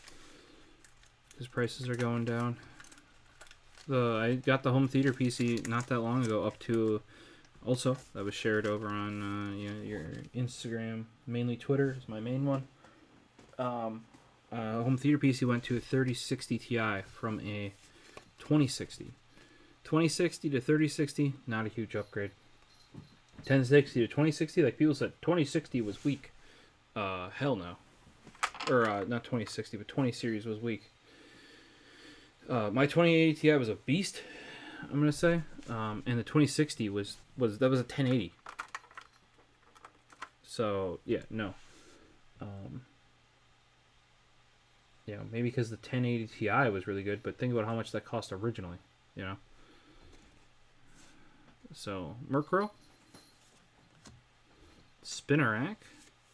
Oh, and then we got Gourgeist, which is the evolved form of Pumpkaboo. Definitely have had that card too in its standard form. One of the topics I was going to tackle tonight, and was going to make it like a... I need to make an opposite one of this, where it's big me and little Pokemon cards.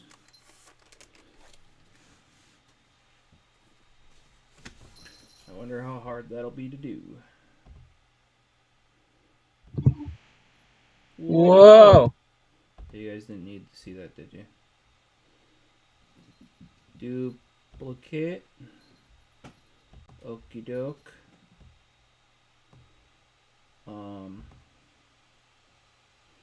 No, actually. Minus. Yes. Scene 2. Duplicate.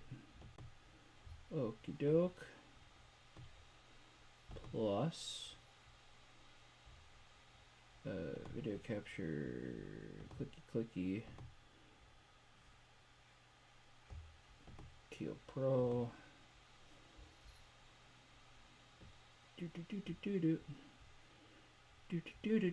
There you go. That's still in my face though. We can hide the light with it. What do you think?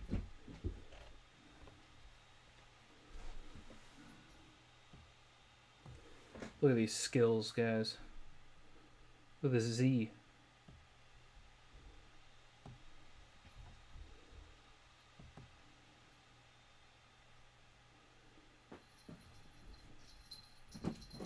Whoa. You're a crazy man. Yeah, you're a crazy man. He's looking at me like, you talking about me? You talking about me?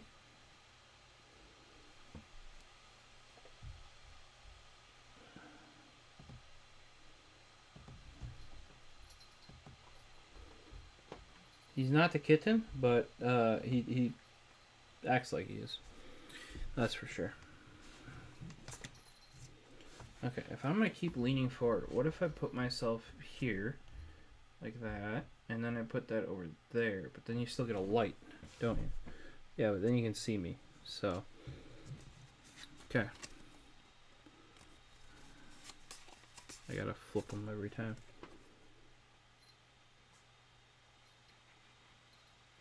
Laptop cam just not good. Dusclops. I'll switch over if I find something good. Aerodose. We got a darker eye. That's pretty cool. There you go. Darker eye. It's pretty cool. Once again, though, the hollow. I don't know if the hollow is supposed to go into the Pikachu or not. I think some of them do, some of them don't. No, all of them do. Okay, they're supposed to. So, big topic today. Toy Machine, if you're still around. Did you get that Zenfone 9? Are you daily driving that guy?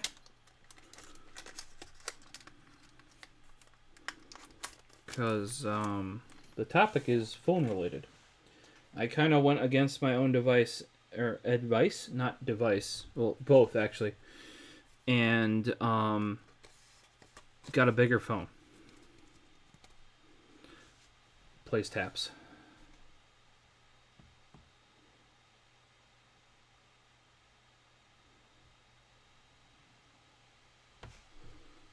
Duskull. Phantom. Ooh, Dusk Noir. That's a good looking Dusk Noir.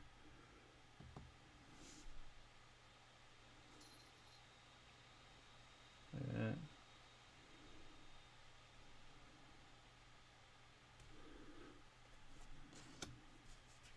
So what happened is Google made the Pixel 7 Pro. And they added this thing called macro mode that you only get with the new ultra wide and the new telephoto. And more than one pixel size was available in 512 gigabytes. Whereas with the 7, or 6, sorry, with the Pixel 7, only the black was available. Not that I care about color. The issue is also, was it only the black, but it was also only available through Google themselves. Just made it hard to get. Even my Pixel 6 was multiple. Oh, that's a dope looking Mewtwo. Was multiple months. Like it was like a month until I got one. And I ended up getting an open box because somebody had bought and returned it in the time that mine still hadn't shipped. So I got a discount on it. And so what that led to was me getting a Pixel 7 Pro. Google is offering Google and Best Buy specifically for me is offering a very, very, very, very good trade-in to the point where I'm like not losing anything.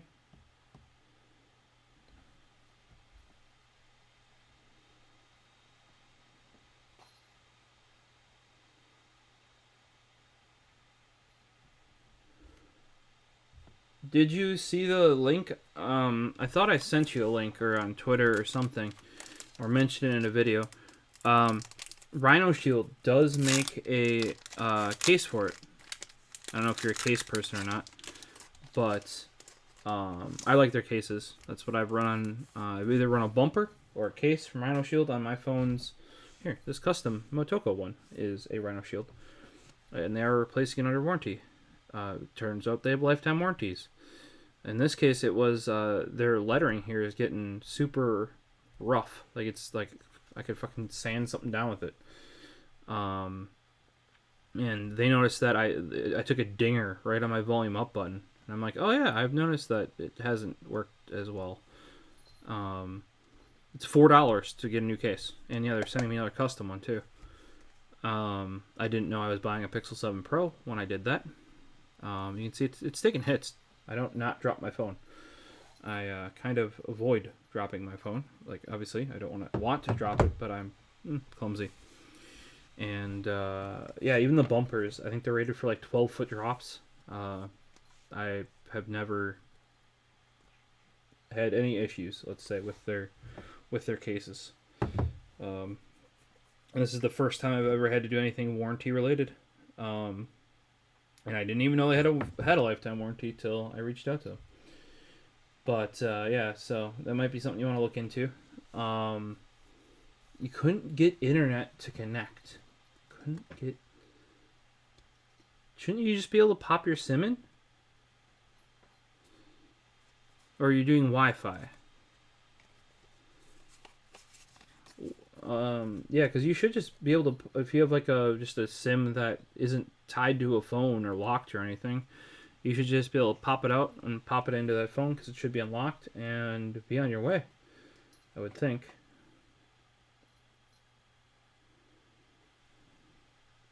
Yeah, let me know how it goes. Like, that thing is pretty close to, that Zenfone 9 is pretty close to my ideal phone.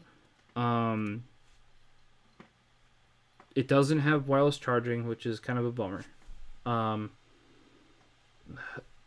Asus, with their support, they've been putting out like new ROG phones year to year, but their support is like, they don't guarantee updates. You know what I mean? Necessarily. Google does. That is one thing I really like. So that phone, though, the size on that, the cameras on that are like gigantic. It has a headphone jack. You know what I mean? Like, think about that. A headphone. The thing's pretty close to an ideal phone, to me. But because I was trading Pixel for Pixel, I got almost what I paid for this on trading, and a $200 gift card to go to my Pixel 7 Pro. Now, obviously, yes, that's costing more money because it's a 512 gig Pro model. But, oh, the camera's on there, man. Especially once that macro mode popped up. You know, and that I could just go to Best Buy and be like, I just pre-ordered like it's got the gold edge on it. I don't remember what color it is. But it looked really nice. Like, it looked classy. Not that I'll see it because I'll put a case on it. Also, one thing they did, the Pixel or Google's learning, the new Pixel 7 Pro is still curved edge screen, but it's less curved. And what really pushed me over to getting the Pro, I would not recommend. If you have a 6, do not go to a 7. The 7 seems like a downgrade to me. The screen did get slightly smaller. Cool, I like that. But the battery got a lot smaller, and I have issues with battery life on this Pixel 6. So I shouldn't say issues with it. There are days where when I get home, I am low battery. Like, I hit, because on the new Android 13, low battery is now 20%. On the previous ones, it was 15. I regularly hit 20% when I get home from work and stuff like that. So I have to charge it. Like, if I plan on doing stuff with my phone or related to my phone, I have to charge it. Like, you know, so I change clothes, make some food, etc. So I quick charge it there. Now, it charges very, very fast if I plug it into my good charger, or if I use, especially if I plug it into the good charger. Or I can use the wireless charger. By default, I have that set to just make sure it's charged by the morning. Excuse me, though. So I'd have to override that, which is a bit harder than just plugging it in for 5 minutes and gaining 20% of battery or something like that. Hatcher, I have an issue with this Hatterene because, with Hatterene in general, because Chilling Rain, that would have been the Marnie collection, which is Champion's Path. In Marnie collection and the ETB for that, I would just constantly, this is one of the least rare hollows in there, and they would just people would open up packs, restuff them with hat grenades. I would just have a million of them because I'd have repacked stuff.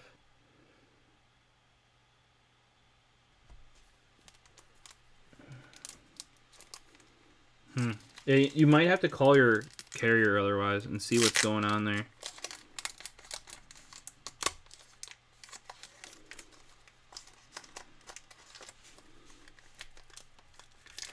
Maybe they have to do something on their end to activate it. So they shouldn't have to if it's a SIM card.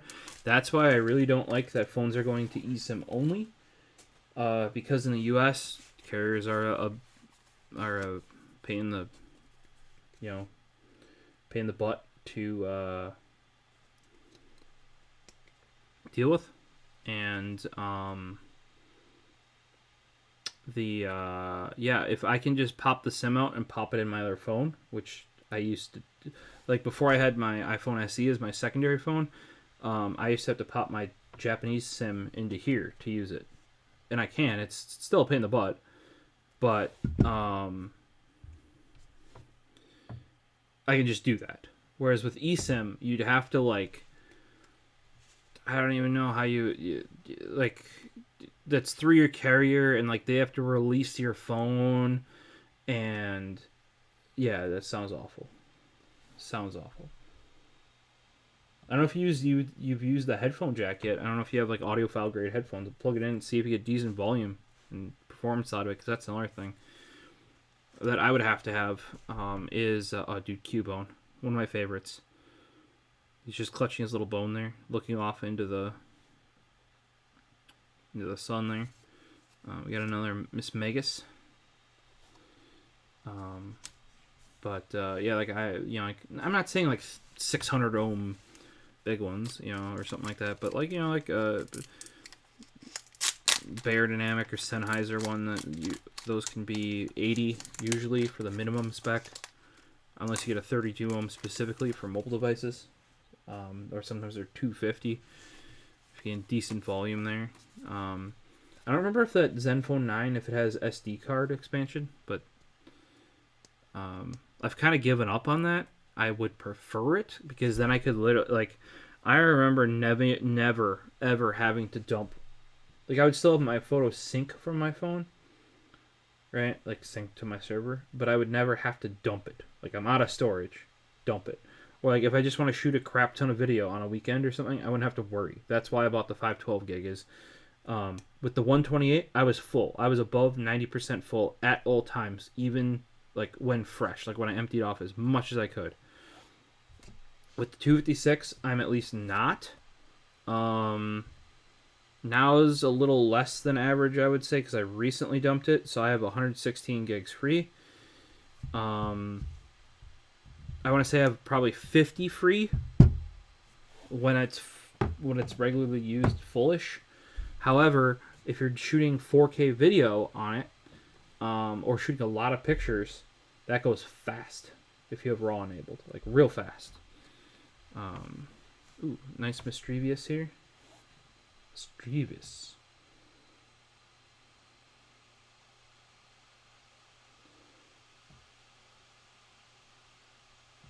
Yeah, you might have to contact your carrier and see. So, I do this for the Japanese. My Japanese SIM is there's stuff I have to type in manually. To force it onto certain channels or bandwidth, because obviously I can't use the Japanese carrier in the U.S. It falls back to whoever they partner with in the U.S. and you gotta type stuff in for that. I forget what that terminology is called.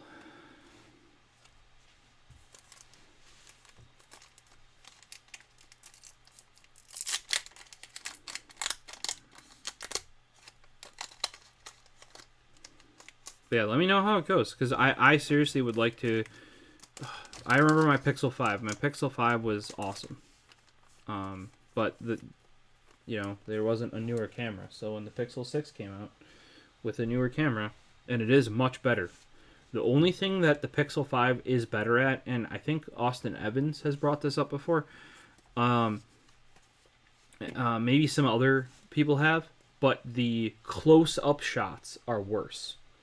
So like if you want to take a picture of this ghastly, like real close, like we're talking here, it's going to be blurry. Or if you want to take a picture of a document and just barely fit the whole document in, like you're holding it so like the document fills the whole sensor, because the sensor is big enough and it has a small enough aperture, like a real camera, it'll actually blur some of the text. So you actually have to pull away further than you would think you would want to, because you don't. Of course, I want the most resolution possible, but you don't, because the aperture is not adjustable on cell phone cameras, and the sensor is big enough that it actually blurs stuff outside of like what the focal range is.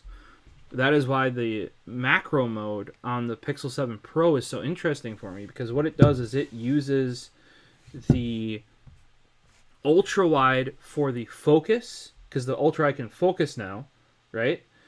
And then it uses the new telephoto to take the photo or something. Like it balances between those two. But that's another thing that Pixel 6 doesn't have. Is a lot of people, I guess I didn't know this either. The ultra wide is just set to infinity, kind of like how most webcams are. It doesn't focus. So if you're not in the focal range, it's going to be blurry.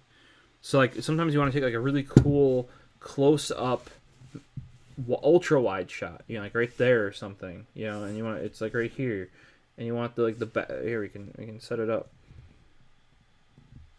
here. Like you might want to do this, you know, like there's Pikachu in the background. If you notice, it's never gonna focus on Ghastly. It can't. Like even if I go and even if I go and I touch Ghastly, it can't focus on him. Like you can select him, but it can't focus on him in macro or in ultra wide mode. The Pixel 7 Pro has a ultra wide sensor that can focus now, and then they use that in combination with the telephoto to use macro mode. Super cool. And Pixel 7, by the way, non-Pro, doesn't get any of it. It gets smaller, which is good, but then you lose a bunch of battery, like a couple hundred milliamp hours in the battery, even though you're only going down like 0.1 or 0.2 on the screen size, a 0.1 or 0.2 of an inch on the screen size, and you're using like a lot of battery for it. And you don't get any of the new features. Like you do get, you do get some. You get the new fingerprint sensor that's faster, and you get the face unlock. And you get because it has face unlock, you get the new sensor for selfie sensor, because obviously it needs that for the face unlock. But yeah, I there are just certain things, certain small things with the Zen phone. That Zen Phone 9 though, I swear, is, like the design of it is really good too. I think it was like Denki, which is Ken from Austin Evans's channel. He did a video about how like Asus finally just used their actual design to design something for once. And I think it looks legitimately good. 8K 24 FPS. Holy shit. Yeah, I don't get that with Pixel.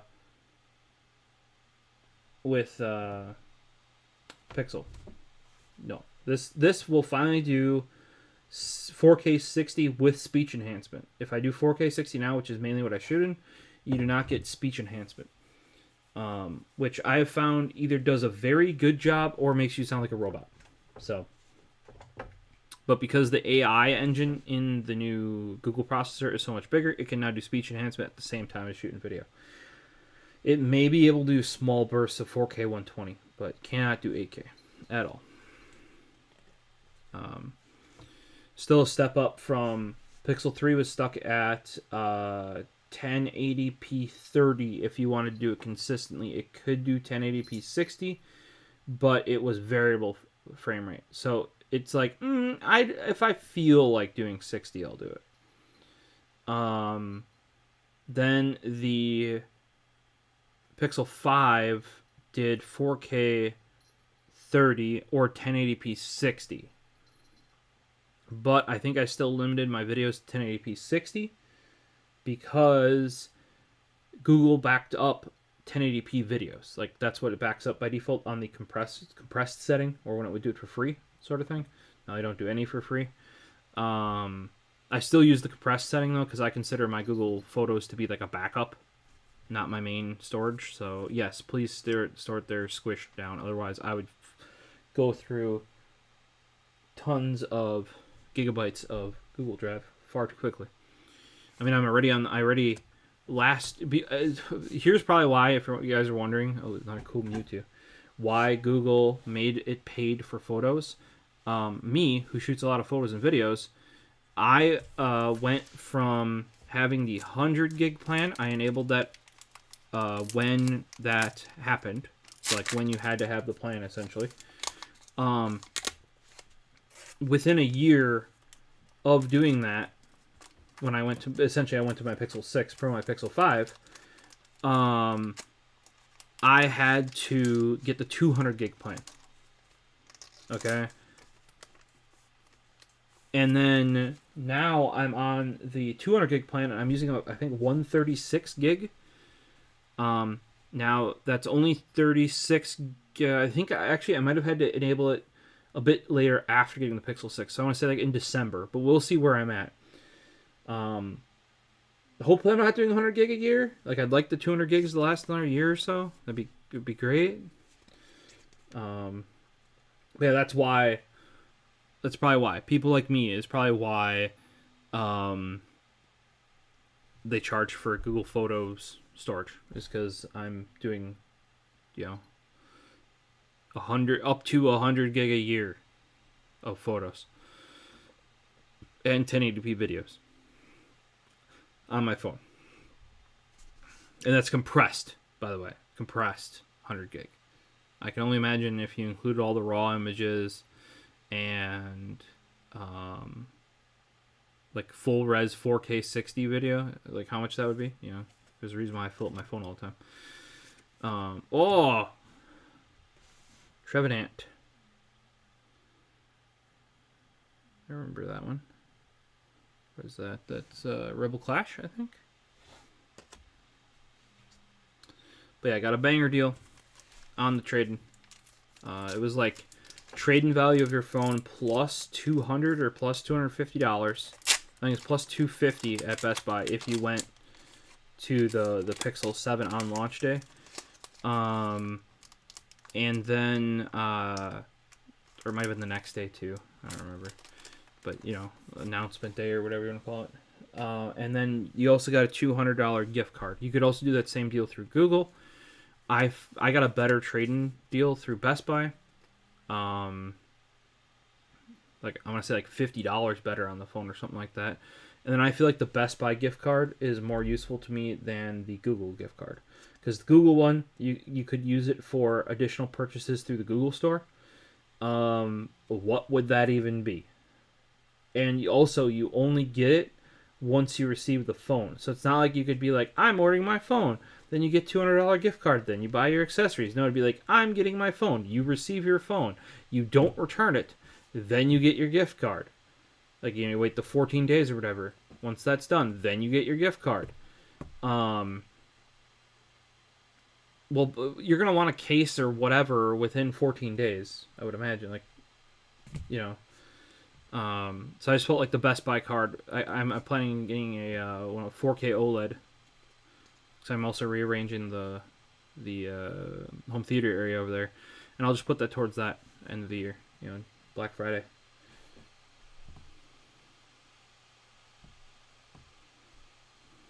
Yeah, those cameras on an Asus phone look really cool. Ooh, Dust Noir again.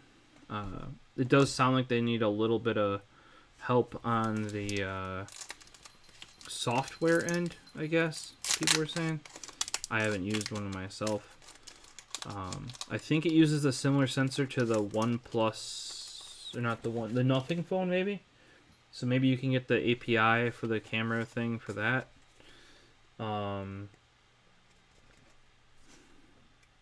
Duskull, Phantom, Gorgeist.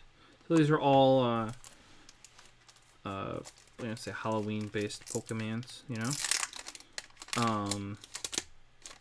And then I did also get, besides the Pixel 7 Pro, I did also pick up a Pixel Watch because I use my Fossil Watch. Really haven't used it for the past couple months because the latest version, they made it thinner, added more features I don't use, and it like the battery life at times doesn't make it through the whole day, which is pointless to me.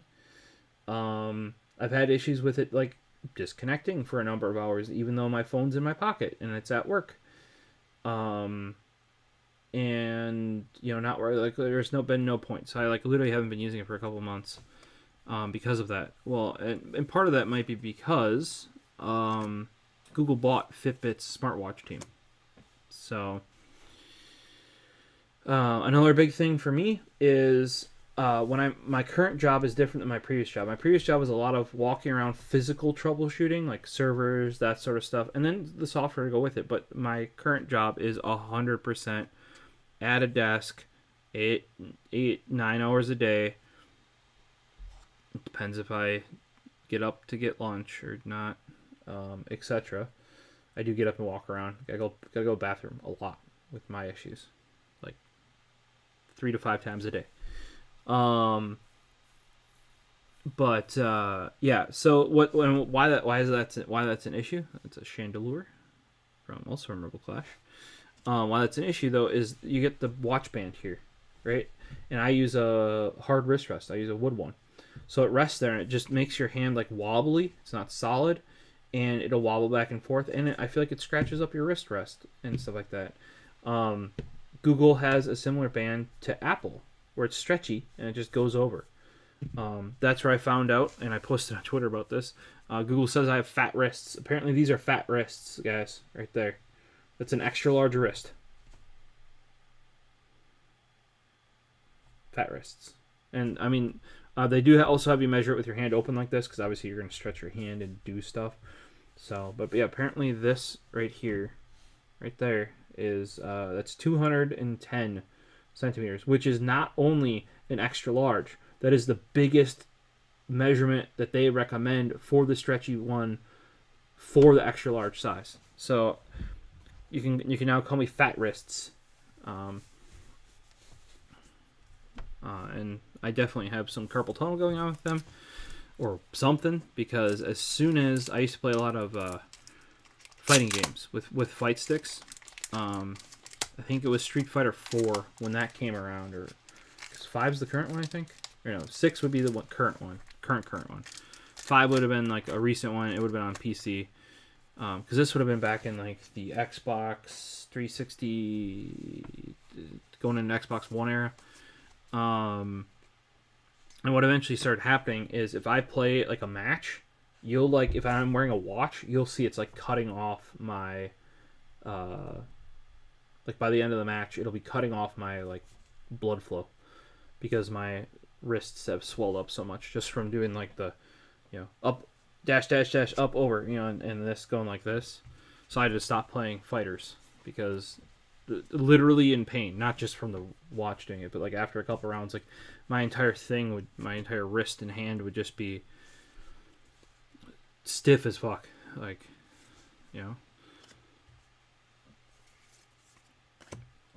let's Vegas again. So, it's not like I'm unergonomic. I wouldn't say I'm definitely the most ergonomic person. I still believe with ergonomics, one of the most important things is to keep changing stuff up, and I do try to do that. I can kid myself and tell myself that's why I have so many different mice. Actually, for quite a long time there, I actually went to trackballs. Still like trackballs. There's so few though that really meet what I want. I really gotta get my 3D printer going. I've had it, I don't know, many years now. Still not built. But people are building their own trackballs now, and I think I might finally be able to make myself, like, I know what I want in a trackball and nobody makes it. So maybe it's just time for me to make my own trackball. Oh, another Gengar. That Gengar's awesome. Like, do you see that wall texture behind him? Come on. Yeah, look at that. You can see it. That's legit. It's like vines on the wall behind him.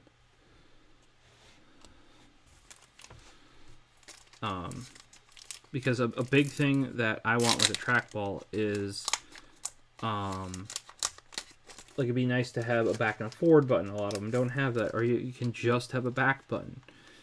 I would like some Kensington ones let you scroll with like a little thing that goes around it. Far more efficient to just scroll with the ball. So you have a button, you know, left click, right click, toggle scroll, and you just scroll. I have one that you can do that via software, but then I want middle click as well. So now you lost your back button because you want that as your scroll button if you only have 4 buttons, right? So then you can have back, forward, up top. Or you could have another button that you press that's gestures. You could do it like a trackpad, you know, like scroll back, scroll forward, or back, forward, page up, page up. Yeah, there are. You should be able to do gestures with them. Like, there's no reason trackball shouldn't be as configurable as a mouse, which shouldn't be as configurable as trackpad. But there's so few good ones out there. And I do prefer the bigger ones that use like pool ball size. They use snooker, I think, snooker ball size. Some use the full pool ball size as well. That's what I prefer, full hand ones, because then you just put it where your mouse is and you just. I use the thumb one. I have 2 of them over at the home theater PC. I've actually made a video on those. Super useful to have thumb ones in places where, like, say if you're working on a laptop and you say you fly a lot and you want a mouse instead of a trackpad. The trackball, because it doesn't move physically, is a huge improvement there. And a lot of people need to try it. They're like, "Oh, what is this thing? How do I use this?" Oh, and yeah, you just use it, bro. Do it. GG, get good. You know, so many things. Trackballs are actually, like, people like Linus Tech Tips was actually had a video on it recently. Like, "Oh, it's so hard to game on this." It's actually not. You just gotta get used to it. Think about it. You've been using a mouse for 10, 15, 20 years. You're used to a mouse.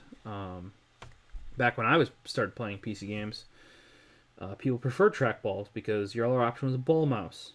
And those were shit.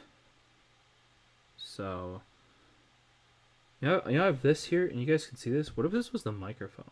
You know, like, I still haven't made a mount for this thing. It's still sitting on the desk. But, I could move that over here. Ooh, Zubat. Another Mimikyu. I think we might have tapped out on the amount of different cards. If anybody knows, let me know in chat.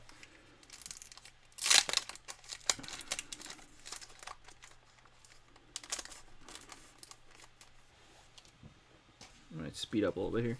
But yeah, so I bought the stretchy one. Here's the crazy thing. The stretchy watch band is... And here's another thing. Those are only available through Google. I can kind of see that a little bit.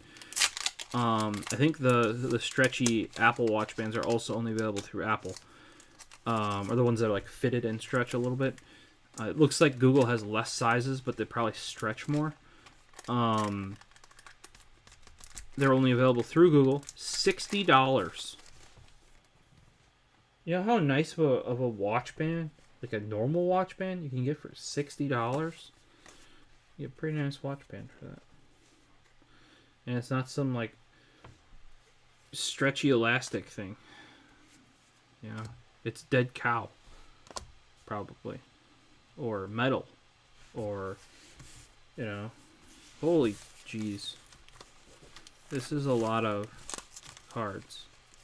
Like, I mean, we're making progress, but...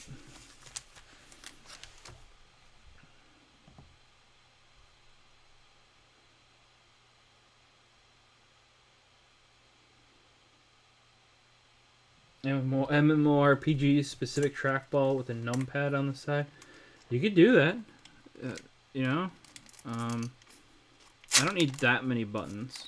It's nice to have a couple extra. But yeah, I don't understand like why what I would consider a basic mouse. Oh, another one that a lot of trackballs forget about, or like say they only have 4 buttons, or like maybe 5 at most.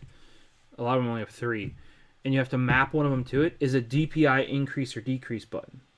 So say if you got your normal desktop browsing where you whip it around like with a trackball, you just like fucking fling that thing, right?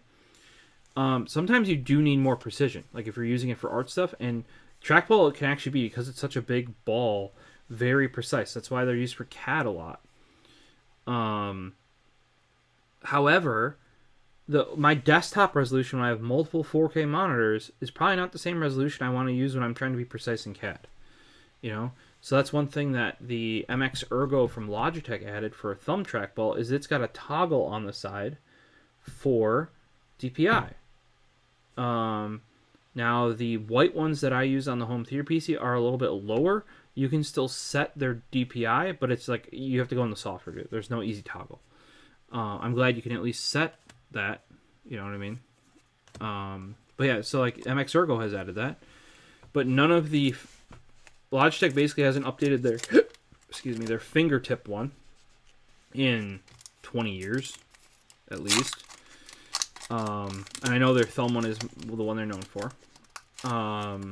Now other brands have come out with like knockoffs of Logitech's thumb ones, because trackballs are coming back. My generation is finally discovering trackballs again, or it might even be the generation younger than me are starting to discover trackballs, and they're like, oh, these are like actually like legit and ergonomic. And yep, yeah, because you're not moving your wrist around all the time. You just, and that's where the thumb one can be bad, if you're wondering, because you're just moving your thumb around all the time, and you got less joints in here and shit. That's where the whole ball one can be good, because you're moving like all your fingers and your whole hand around. Just less stress on one part, essentially. I also feel like you have more control with those. They do require a little bit more room, because they're a little bit more active, if you want to call it that. So it's yeah, they should update that. Yeah, like we were seeing them in Amazon Japan, where like in Japan now you can actually like order different colors of trackball for some of these trackball brands they have there. And Japan has always kind of had that with, I don't know if they've had it with trackballs necessarily, but they definitely had it with like, I don't know if you could order a different Wacom pen in the United States. Like you just get the one that comes with your Wacom tablet or your Cintiq, and that's the one you use. In Japan, because they do so much digital art and everything, they got a row of them when you go into the into the electronics place. If they have that sort of stuff, they have a row of pens. Like I mean, I knew you could use them interchangeably, as in like you could use previous gen ones, or some companies made like say paintbrush specific ones or something, but they'll just have, oh, this one's a different type of ergonomics. So I can definitely see them as being a place where it's like, you can get different balls for your trackball. This Gengar is dope. If anybody wants these Halloween ones, reach out to me. We can figure something out, because I could probably get you a whole set, to be truthful. But yeah, we were seeing that on and like this third-party no-name brand. They actually reached out to us about doing a review. We fully figured it out, agreed to everything, and then it just disappeared. Like, we'd set up shipping information, and then like all that info. Like we were gonna do a video on it, and like it was also like a split, or not a full split ergonomic keyboard, like a ergo keyboard, like the older Logitech one, where it's kind of got the V here.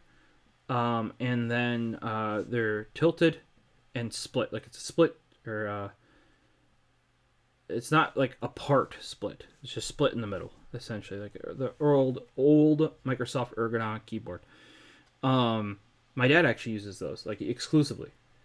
So what I was going to do is review the trackball, and because it's hard to find a mechanical keyboard like that, or not a mechanical keyboard, a normal keyboard like that, much less a mechanical one.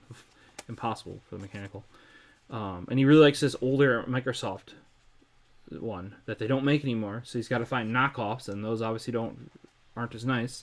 So I was going to send him that one for review, because like if I would rather have somebody who uses that style of ergonomic keyboard review it. Like they're going to be the ones to know if it's good or not me.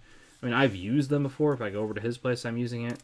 I've reviewed the Kinesis one that was before their gaming one, and basically said yeah, it needs all this stuff. Then they announced their gaming one, and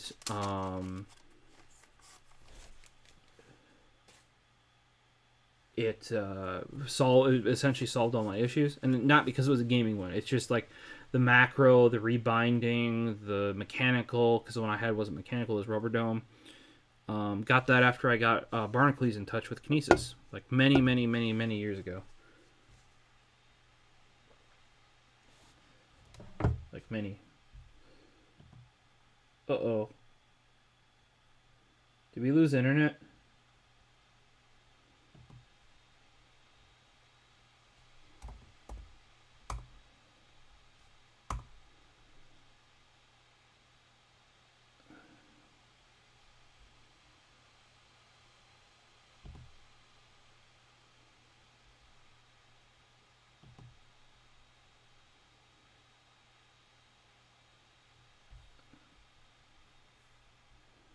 We dropped internet for a bit there, I think.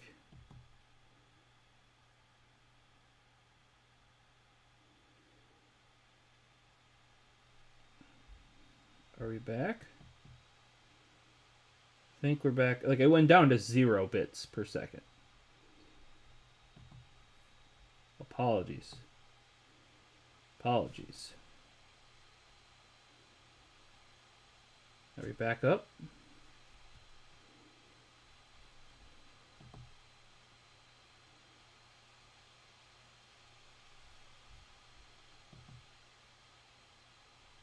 I think we're back up.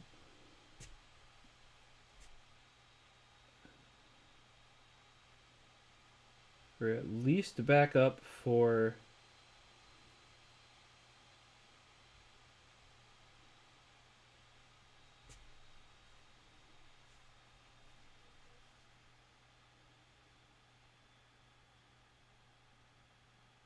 Let's see what our delay is here. We got Poltergeist. Sorry about that. Yep, okay, we are. It's like the stream had to catch up once it was back working again. Litwick again. Oh, this Trevenant. They picked some good ones for the hollows here. I think though we have blown through them all. However,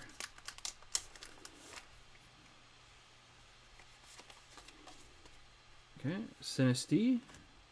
Cubone seems like an. I mean, I guess he's wearing a mask. That's why he's. And then the Mewtwo.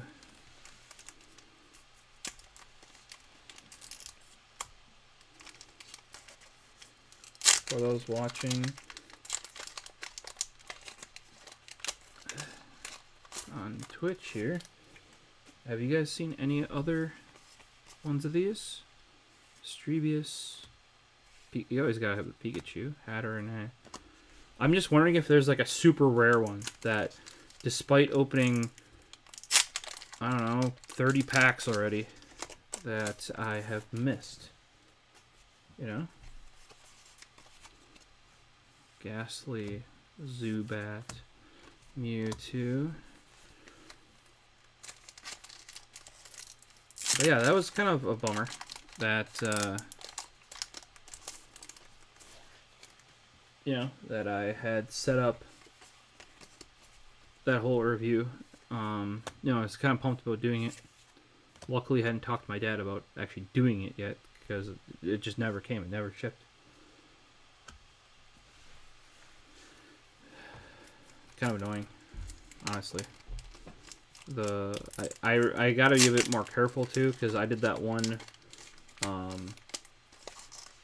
don't know. It seems like a lot of these smaller places are like more demanding than the bigger ones, and like expect more out of you, and then it's like, oh, this wasn't good enough. You gotta like redo it and all shit. I'm like, that's what happened with that 60% keyboard I reviewed.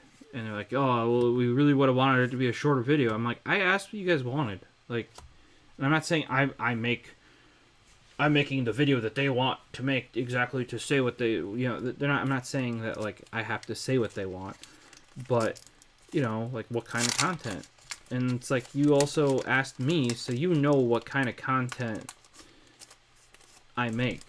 And most of my stuff is I'm long-winded at times. Let's put that way. Murkrow. Remember that guy. Pikachu. lantern or chandelier, sorry. He's like, oh, it would have been better if it was shorter. And it's like, videos under 10 minutes do better, right? I'm like, yeah, I know how YouTube works. But how I do YouTube is also different. I'm not necessarily trying to be the world's best YouTuber. I'm from following, Linus and a bunch of other people. I know a lot of the tactics are. I know what I could/should be doing. It's not my main hobby. I'm just making it because I would already be looking at half this stuff myself. It's like, I'll share it. If that ends up being something, cool. Mooskie's being nice and helping me out editing some videos with my desktop not fully operating. Should be by the end of the month though. Since I'm taking time off work to rebuild it. I had to use up some vacation anyway. Might as well. It should be much better then, because I can, it's like, unless I use the laptop here, which is also running like poop.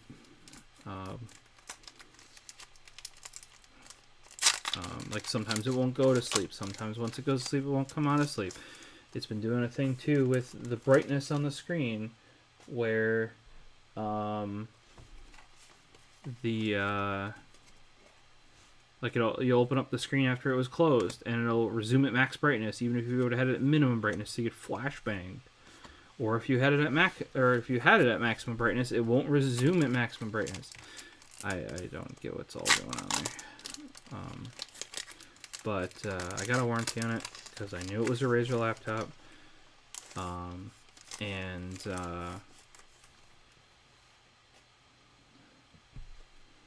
don't want to put this. The only reason why I haven't really done anything about it is because there is no I want a 13-inch laptop with a dedicated graphics card. There are none. The Razer Blade Stealth is basically it. And right now there might be a slightly newer because this is a 10th. I have a 10th and a half gen. There's an 11th gen model, and I think I have a 1650 Ti, and it has the Super, or I might have the Super and it has the Ti. It's a slightly better one.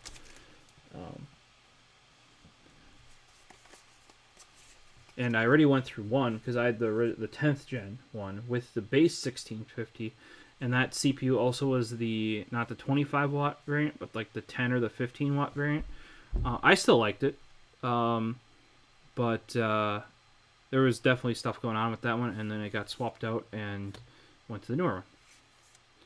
So, but until Razer has another model or another brand has another 13-inch or 13 and a half or whatever, or smaller laptop with a dedicated graphics card, I'm not going to swap it out. The other annoying thing is I can even look at some 16-inch high-end laptops that still only have 16 gigs of RAM, and it's a soldered 16 gigs of RAM. I'll be right back. I'm going to get another drink, and I'll show you guys what we're doing next. Pokemon Go.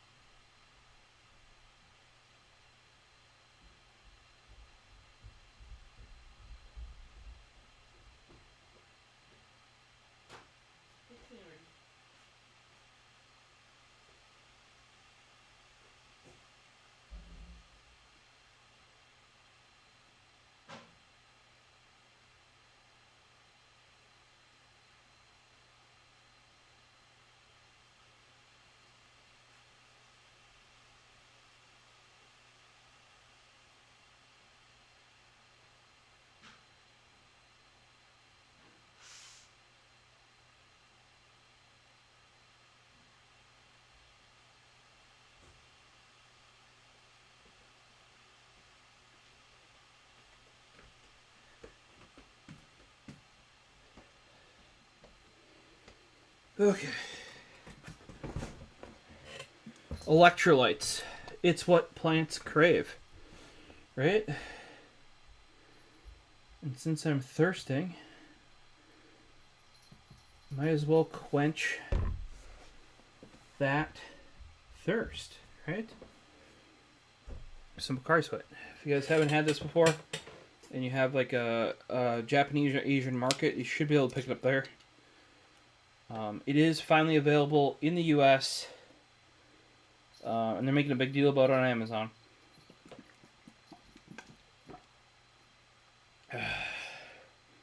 You thought Gatorade was big? This is the number one hydration drink worldwide. I think North America was like, because it was in, I don't know if Mexico is considered North America nowadays or not. But yeah, like U.S. wise, it wasn't in the U.S. unless you went to some place that imported it. Like I went to Mitsuwa. That's a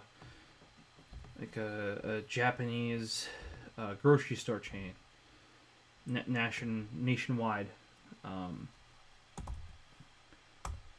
and they have it there. I used to buy it in like the liter or 2 liter doodles. It was not cheap. Now I can just buy it off Amazon. I think because of the Japanese export stuff right now, or maybe because of COVID, Chrono-chan, it is made in Taiwan, I believe, which that could cause other issues. Let's see here, bottled in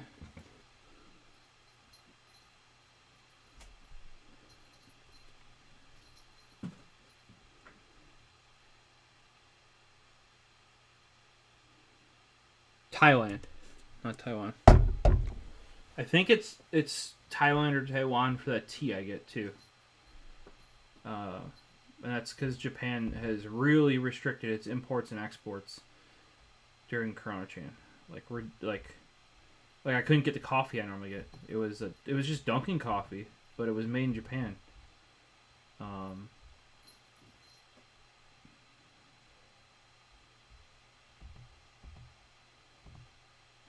So once Chrono-chan hit, just couldn't get the coffee anymore.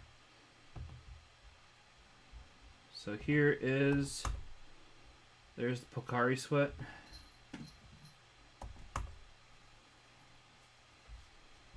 If you guys are interested, as you can see, it's literally in the title, like now in USA. Like that's a legit big deal.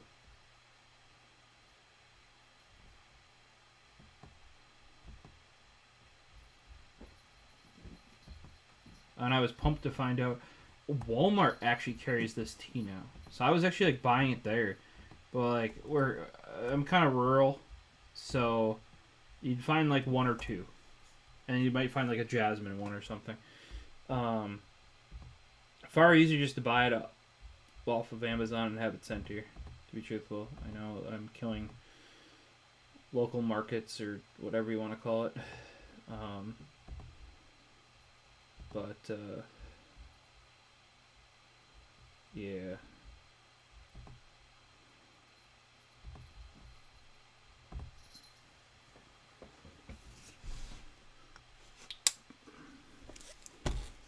Knife and things. Oh, dude, it's so sharp. I know I'm gonna eventually have to sharpen it. But this is more of a special. Because it looks so much like a steak knife too. There are people in like the comments that are like, yeah, anytime I go to a barbecue and I know I'm gonna have steak, bring this along. I could see that. Like, I did that in Boy Scouts. You just use your pocket knife. You clean it off after that sort of stuff. But that thing literally looks like a steak knife, so it's kind of funny. I didn't buy it because it looks like a steak knife. Thought it looks good, and then it also reminded me of a steak knife.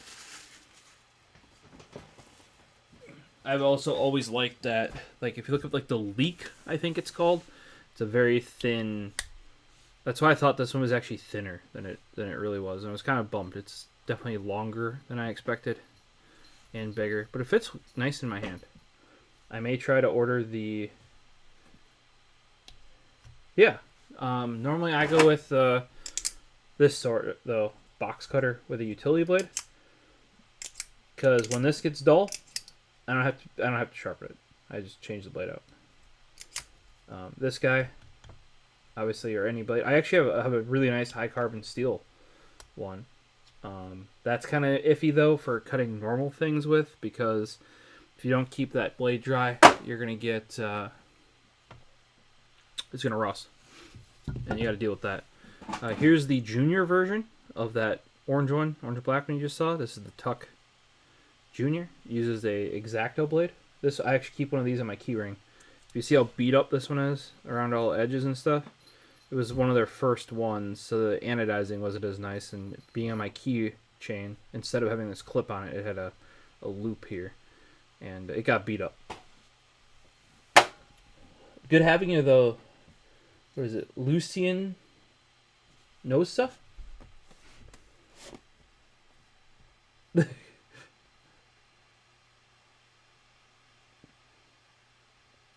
Wine bottle opener that has a multifunction. You can also a small knife.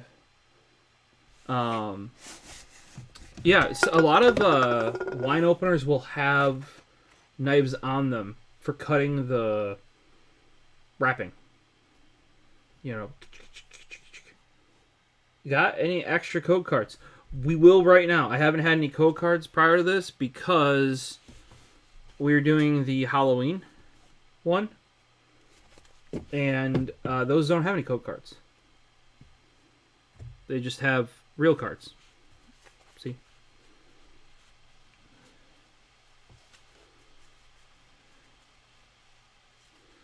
So once we crack open, this is the Pokemon Go. Here you go. Pokemon Center Elite Trainer Box Plus. So it's been a while since I think the Pokemon Center has had a Plus box.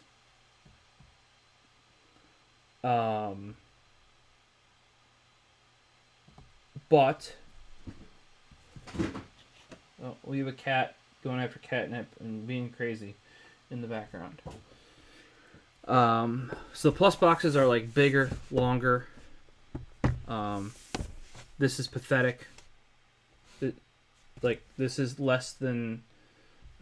We keep commenting on this, but I mean, pretty soon these guides are just gonna get printed in black and white. I feel like this is the disgusting feeling. I think I've already kept one. Yeah, we already got one, so I'm not keeping this one. But like, I don't know if you guys have ever felt this or printed something out on a. Oh, geez.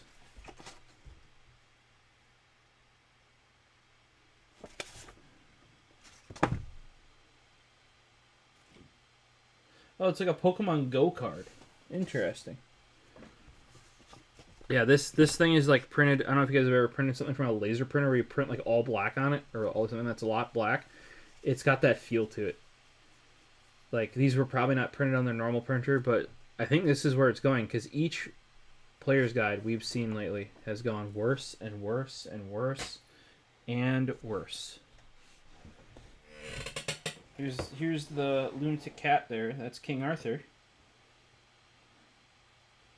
Over there on the ground, that is his catnip banana, or what's left of it.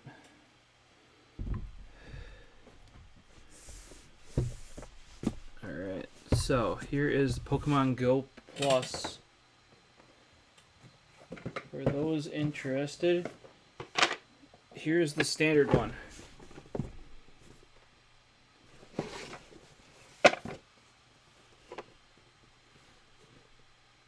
How's it going? Do some here. Even in this printing, you can see like the lines in the cardboard. Like it's just not good. It's just.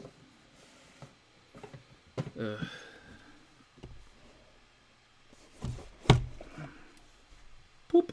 There we go. Pop the top off. Oh, we get the. I like these. It's the deck boxes. I use those for sorting all the time. Wow, that's how stuffed the plus box is. It didn't even move when I took the divider out.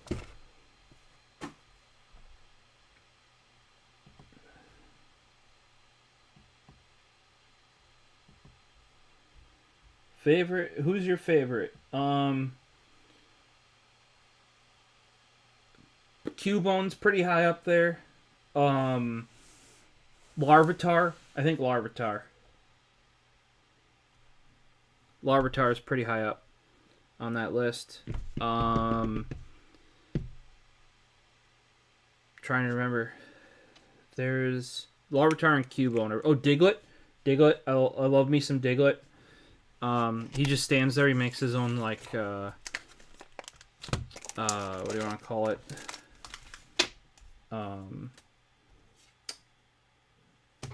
Thingamabobs. Statues.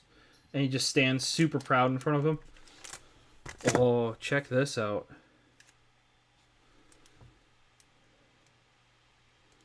Mewtwo V. I didn't know that comes in this. Yeah, I know Makuhita. It's a fun name to say, that's for sure. Yeah, I didn't know. I guess the plus box comes with Mewtwo V in it. Heck yeah.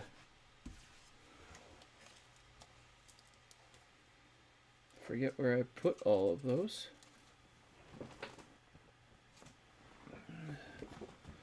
He's like the green guy with the cheeks. The red cheeks. Okay. Then we got not a huge fan of these. It feels like they just printed a Mewtwo picture on it. I don't know what you guys think. I like the more stylized ones.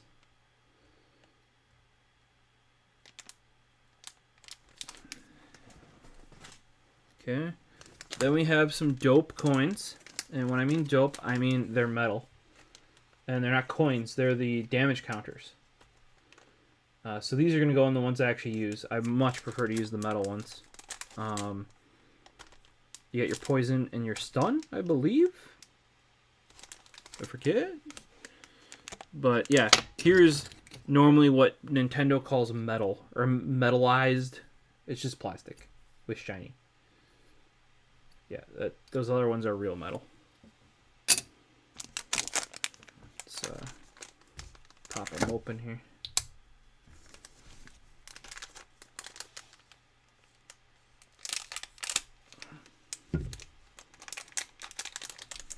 I mentioned knife sharp, right? Knife sharp.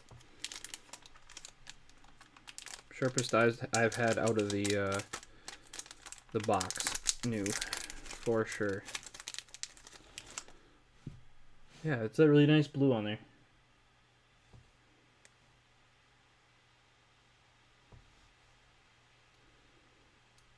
Yeah, these will go in my actual, like, use area.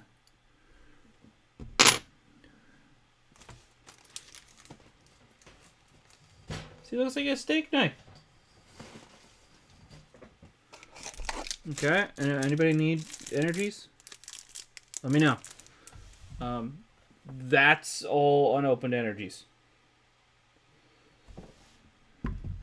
So, yeah, if anybody needs energies, I got you.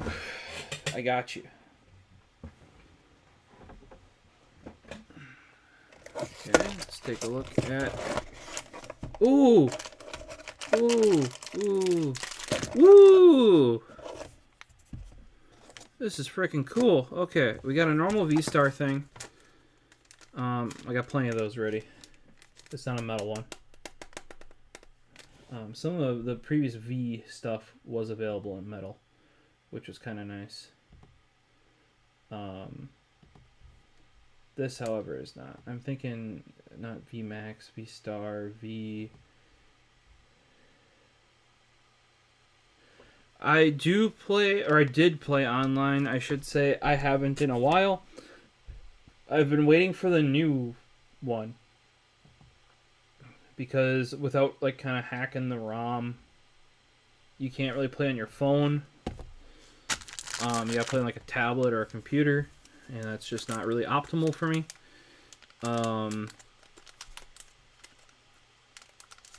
So, kind of gave up on that for a bit, and I was just like, you know what? I'll hold off till the new game comes out. You know, because it was supposed to like start beta testing in like January of 2022. We're now in October, and I think there's like some European countries that are testing it finally. So I feel like this is off because they did these. Okay, these look awesome, right? Why did they not do this? It's just, I mean, it's a metal one, so I'll add it to my used collection, but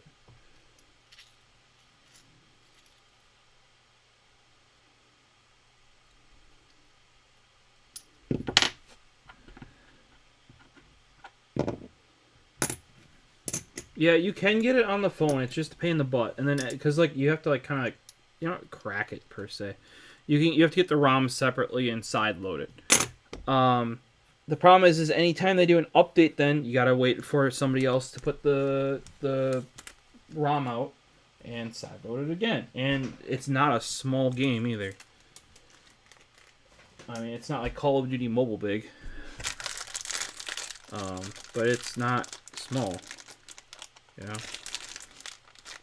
I'm not gonna cut these open because they're gonna go everywhere. But I always like some metal dice. These are far superior to the other ones.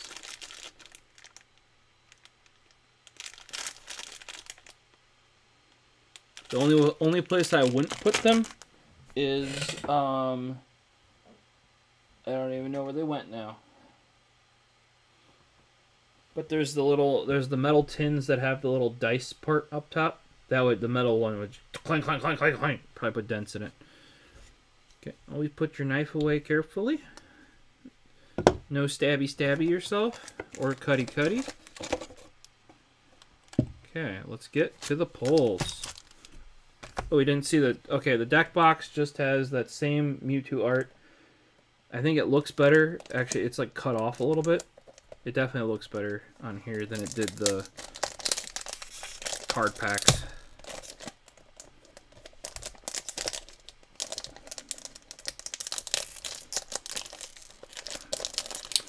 Yeah, I don't know. It just... To me, the Pokemon online game, like... Apparently they don't want you using it on the phone because it uses a lot of data, because it wasn't... Like, I think every time it sends the whole card or something stupid, because it was made for, like... Only made for use on Wi-Fi. No, it's just programmed poopily many years ago. Yeah, it's just one of these deck boxes. But these are good for, like, sorting cards. Like, if you want to keep promo cards separately, or you're currently, like, pulling something, you just want to put them in here. I like them. I have... Here, what do we got? Celebrations, Brilliant Stars, and then now this one. What's up, King Arthur?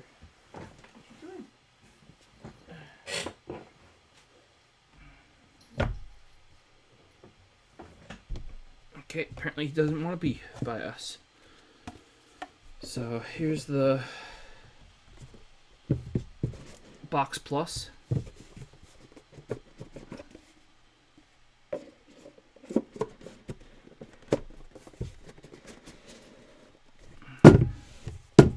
Does shrink down there.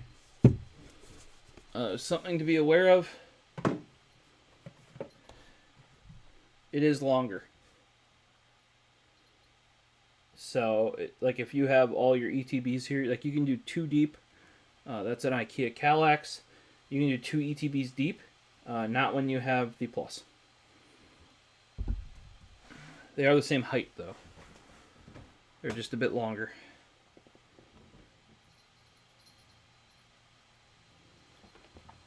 So far, all the Plus ones have kind of been like that. For Pokemon Go, what we have been using has been clear. Because that's what I had on hand. And enough of it. So we're using, these are Dragon Shields Matte Clear. I know they're a favorite of Toy Machine, who is watching over on YouTube. Same username for those interested. Just TheProfosist as well on Twitter, Instagram, pretty much everything. If you see TheProfosist, it's probably me. And if it's not me, let me know. Because it should be me.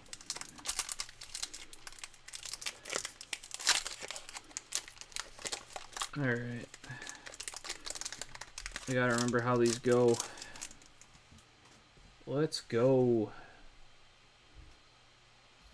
Yes, I have a fairly large collection.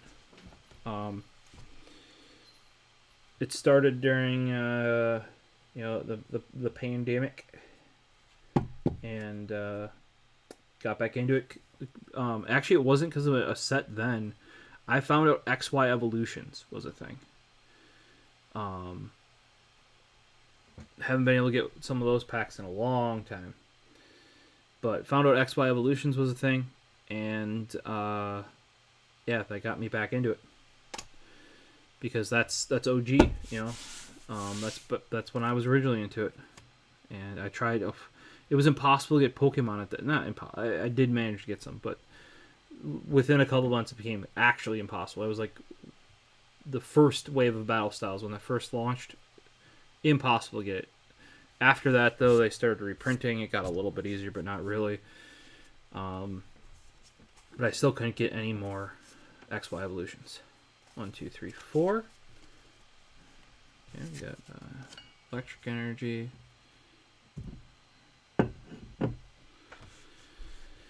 Let's go with Lure Module, Charmeleon. Oh, there we go. Pupitar.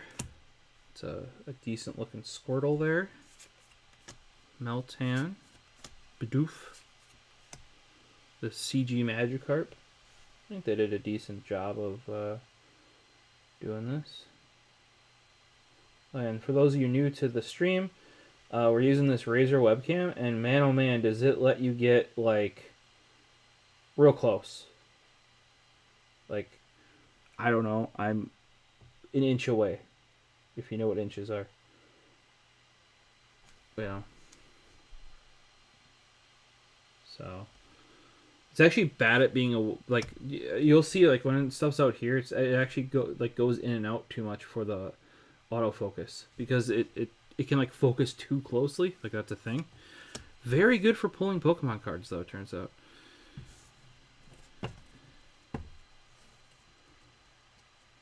Meltan as a reverse holo, and ooh, a Mewtwo V right out of the gate. Not bad. We'll give him a little sleeve. Yeah. Mewtwo V, 30 out of 78. Not a bad pull out of the gate there. I know, right? Like, dang good pull. Here, I'll show you. This is what we got last pack, the last time we pulled, right here. Origin Form Palkia. So that was pretty dope. That was last pack. We had, like, nothing. Giving up hope. And then that guy showed up.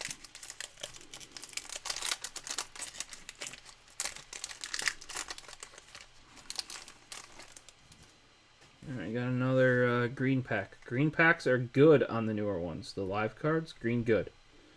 Old ones? Here. Green bad.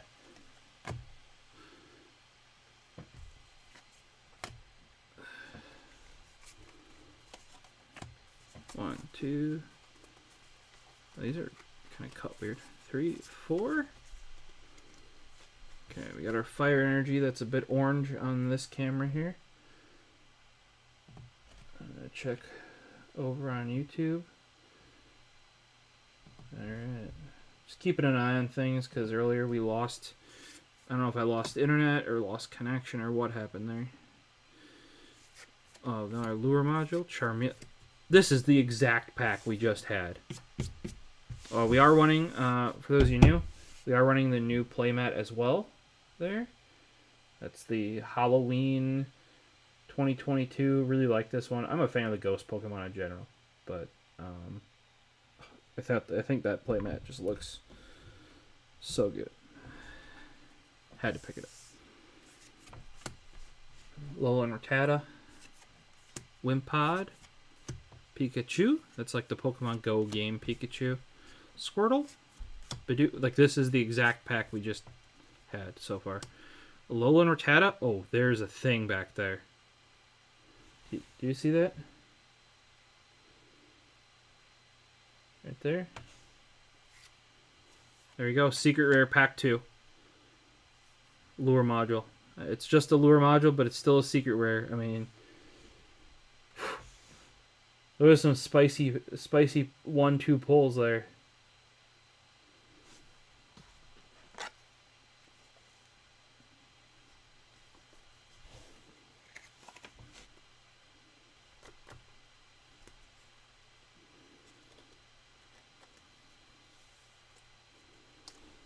Spicy 1-2 pulls for sure.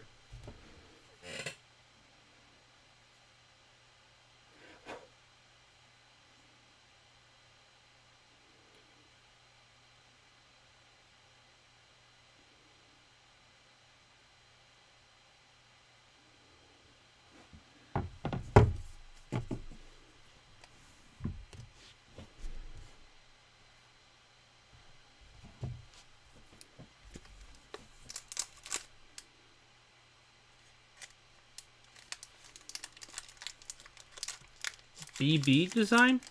I do not understand what this pack feels thick.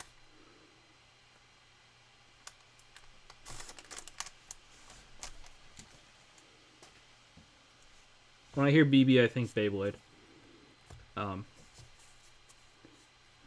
might have also been into those at one point, but oh, booster box.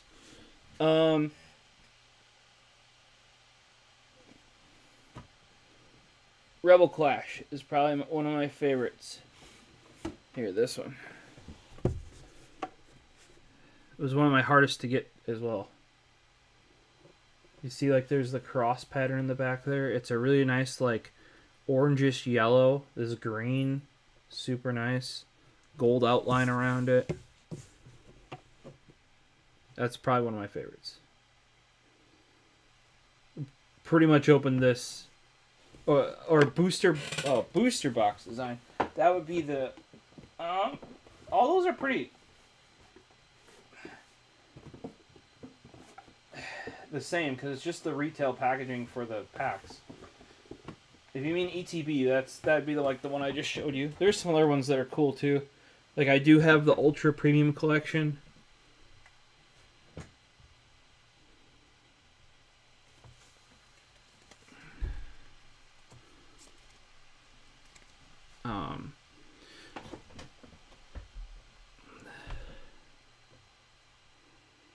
There you go. We have another green pack, by the way. Spark, Gyarados. Wait, are all Pokemon Go packs green packs? Does anybody know? Because we've been pretty on point so far. Oh, I love a little Eradicate. Look at him. Look at him. Tranquil. Oh, man. Yep, like I said, Larvitar. He's got his berry. Look at him. He's so happy. He's like, I got berry. Berry. There you go. What berry is that, though? That's the question. Natu. Ambipom. As for sets of cards, XY Evolutions is going to be my favorite set. Just because, it's old school set. Now, if we're talking like ones that you can kind of still get, they came back out in Pokemon, the Pokeballs, was Cosmic Eclipse. So, like, Forbidden Light, Unified Minds, Cosmic Eclipse. Cosmic Eclipse is probably my favorite of those three. I was lucky to get a bunch of Pokeballs with packs in there. So, this Ambipom, I think, drawing art-wise is really nice. Skin, they did a really good job drawing that one. And we got Lunatone Reverse Hollow, followed by a Alolan Executor V. I'm pretty sure we already pulled this one the other week. We did open not anything too big of Pokemon Go, but like a couple packs we had from something.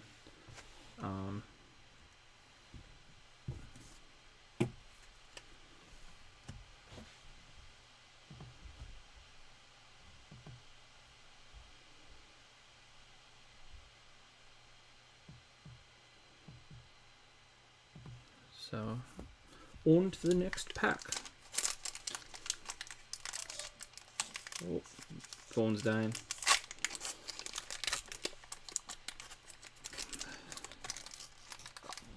Yeah, Pokemon Go has to be like Shining Fates and Champion's Path, where they're all green, because we've been on too good of a roll for them not to all be green packs. Steel Energy or Metal, Unpheasant, Soul Rock, another Ambipom, a little Slowpoke there, Fishing, a Barrel, Spinarak. I like these that are like the little clay ones. I really wish they would sell those figurines. P-Dove. We got Reverse Hollow Pikachu, followed by a Hollow Sylveon. It's probably our worst pull so far. You're new to Pokemon, dude. Just get what you want. You know, like, get what you like. That's what I, you know. And I can tell you that it's a lot. Like you're never gonna. The people that get the whole collection, they probably don't pull it, or if they do, they're pulling like multiple ETBs, multiple booster boxes. I pretty much myself keep it to one of everything. That's how I restrict myself, is like one ETB from that set. Like we had a +1 this time, but you know what I mean. Like one of those, one booster box.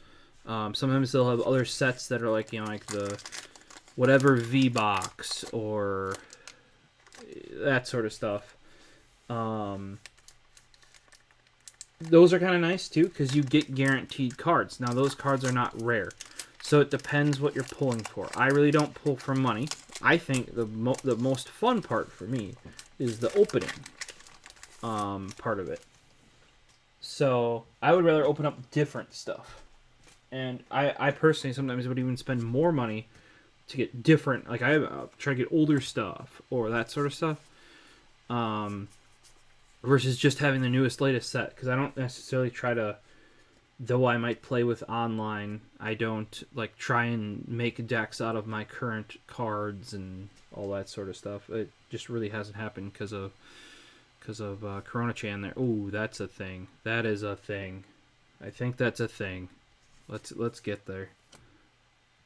Candela. Oh, dude, check out Slowbro though. That is really good art. Like 10 out of 10 right there. 10 out of 10 vibes. I mostly go for art I like, or Pokemon that I dig.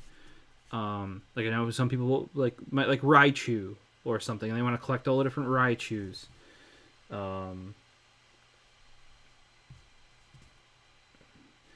If you're looking at Sword and Shield, do not go back to anything older than not older than Chilling Reign is bad. Like Chilling Reign and prior, in my opinion, of like Sword and Shield. So you want to go newer than Chilling Reign. So that'd be Evolving Skies and newer. The artwork is way better. It's shot up in quality. Chilling Reign is only good if you're trying to get I believe the birds are in there. You know, like your Moltres, your Zapdos, and Articuno. I'm still missing the Alt Art Articuno. Otherwise, we have the rest of them. But otherwise, you know, like Evolving Skies has all of the evolutions. There's like a million of them, like 12 or something in that set of like Hollow, Alt Art Secret Rare.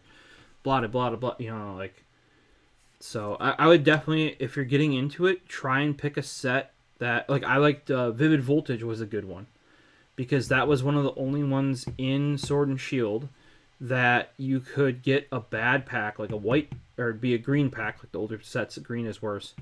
You get a pack where you only get one holo in it, but you had a chance of getting an amazing rare. Now they brought that back with Brilliant Stars, where you could get the V-Star cards, like not only these filler V-Star cards, but actually like V-Star Pokemon cards, and they brought back the trainer cards, the like battle styles, Chilling Reign, and a bunch of stuff prior to that is just awful because it's like you get once you get like say you get a white card, you know you're getting a reverse holo and that is it, and the pack is just dead to you, essentially. Like unless you're new to that set, but otherwise it's dead to you because you don't get anything cool. So I would stick to Evolving Skies and newer. Of the newer sets, Brilliant Stars, Astral Radiance are really, really, really done well. Otherwise, go older if you can find them. You know, like I said, I like Sun and Moon stuff, especially the later Sun and Moon stuff. Really like that. Wimpod, P-Dove, Numel. Numel's always cute. Yeah, the art styles in Go, like seriously, starting with Evolving Skies, it just shot up. Chilling Reign had some good art, but only in the alt art cards. Everything else was literal garbage, just like battle styles. Woo-wee! Full art Alolan Executor V. That's a good pull.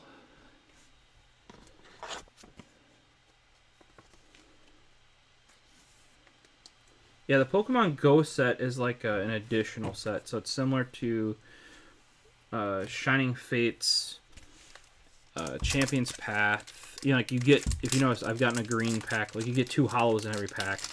I think there's a reduced set of cards as well, so it's easier to collect all of them.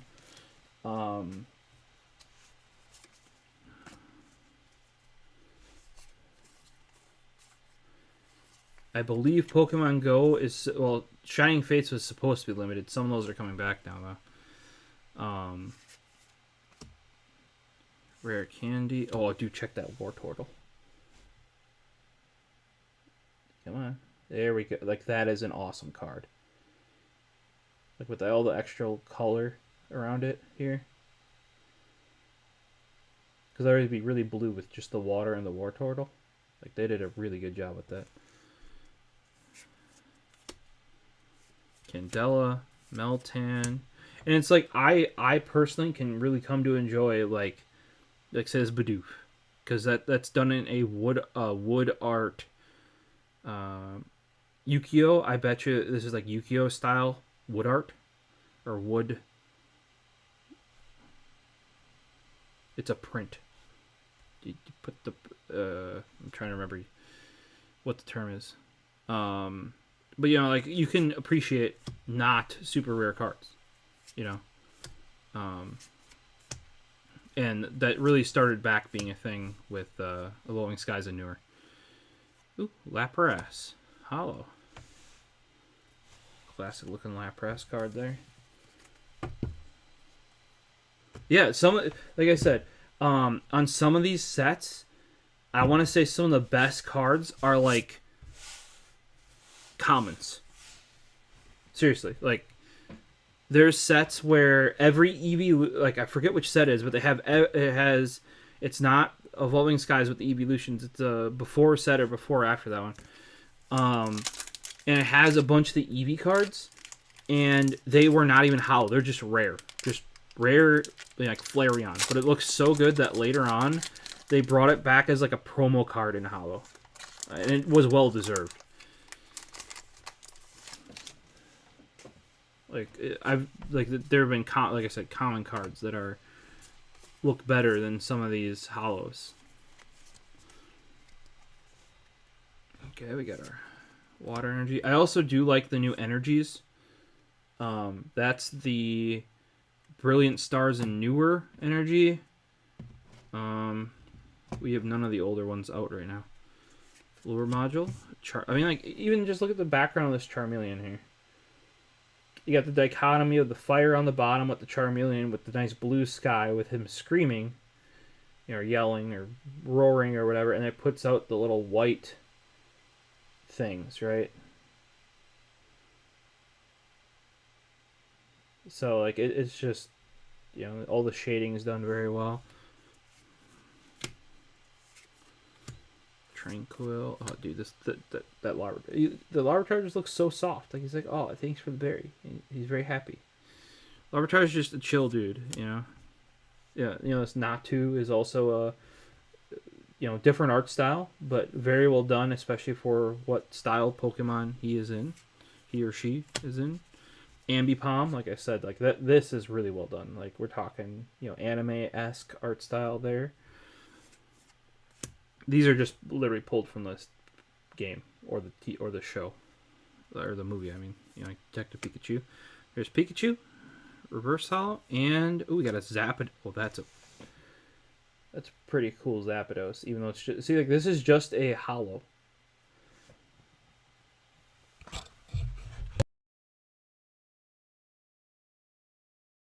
That's just a hollow, but it's pretty dope because it's got a little, like, I don't know if that's a power line or like a Tesla coil.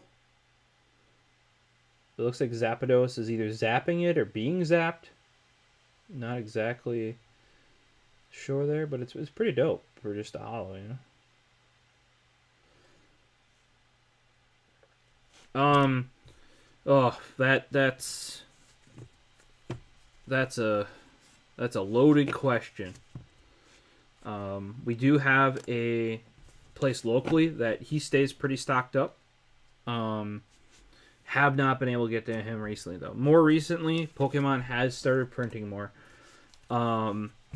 You should be able to figure out what days your, like, Walmart and Target get their stock in. Like, for our Walmart, it's Thursdays. So I go there Thursday after work. I'm not saying you have to go buy the place out, but you can just go check what stuff they got in. Walmart's weird because I think they move more than others. They'll get, like, they don't always get the new stuff right away, but they'll have older stuff in stock. Whereas Target, from my experience, only ever has new stuff. And what they get is all up to not Walmart or Target. It's up to the company that brings the cards in and puts them in. So it's kind of hit and miss. GameStop can also have a bunch too. Usually that is right around release only though, but then they have, like, release pre-order bonuses. Like, you can get special cards. Some around here have, like, a giant Venusaur VMAX, I think it is. It's like the one where he's like the island or whatever. It's like the really cool looking one. You get, like, bonuses for pre-ordering or being there, even just being there on release day. If you just buy even a pack, they'll give you a special card on release day at GameStop.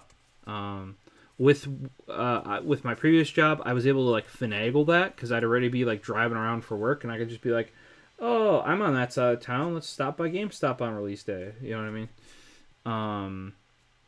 Current job does not really allow for that, both hours and what I do.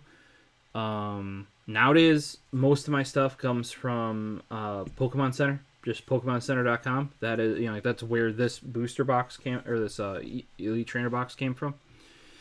You can just order direct. That's where I got this mouse mat.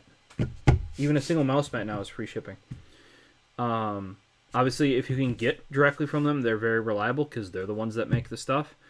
Otherwise, Best Buy as well. That seems like odd, but they do a lot of that stuff now. As availability has been getting better, they've been getting better at it. Best Buy does weird, though. Like, they list their Pokemon in, like, chunks. So sometimes they'll be, like, early, and sometimes they'll be, like, 2 months late. You can also go in person. Be aware, like, Target, when you go into Target, most Pokemon is in the front, right? Front row. But sometimes when they have so much, like, there's overflow, and it doesn't always get moved to the front right away, you got to go into the back by the toys. And there's Pokemon toys, so they put the overflow for the Pokemon cards by the toys in Target. Similar for Best Buy, but it's opposite. So in Best Buy, most of the Pokemon cards are by the video games and the other toys and stuff like that. But then sometimes, if they have enough, they'll put it up at the checkouts. Well, then obviously, if it's up at the checkouts, like in the like candy and stuff like that, they're not gonna like move it in back once once the other place is emptied out. You just gotta kind of get a feel for your local stuff. Oh, dude, Alolan Rattata. Like, see, I think that's got the right vibe too. With his red eyes and the kind of gray. Everything else, Pikachu, Squirtle. Oh, dude, Reverse Hollow Larvitar, and check out that Blastoise, man. So this is the one cool thing about Pokemon Go is like, even the just hollows are bangers. Like, look at that guy. You got some grass there. You got some trees. It's in the back here. I'm not sure. It's like a waterfall. I think it's a waterfall back there. It's pretty sick.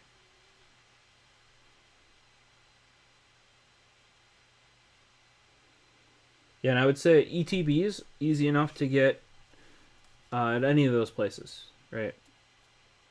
If you have a hobby place that I have one near me that marks up stuff. Now they get rarer stuff, so it's like they'll mark it up to market value, whereas the other hobby shop will sell it to you at what he gets it for, essentially. Like normal market, like normal MSRP, what they're supposed to sell it at. Whereas the other one, if market prices are up, you pay more. But then a lot of times they have better selection and they have rarer stuff in stock. So it's kind of a, I will, if the guy that sells it at what he's supposed to has it, I buy from him every time because he's a nice dude, and I thank him for doing that. He could be like the other place and upcharge whenever possible. They also don't downcharge when it's any cheaper, too.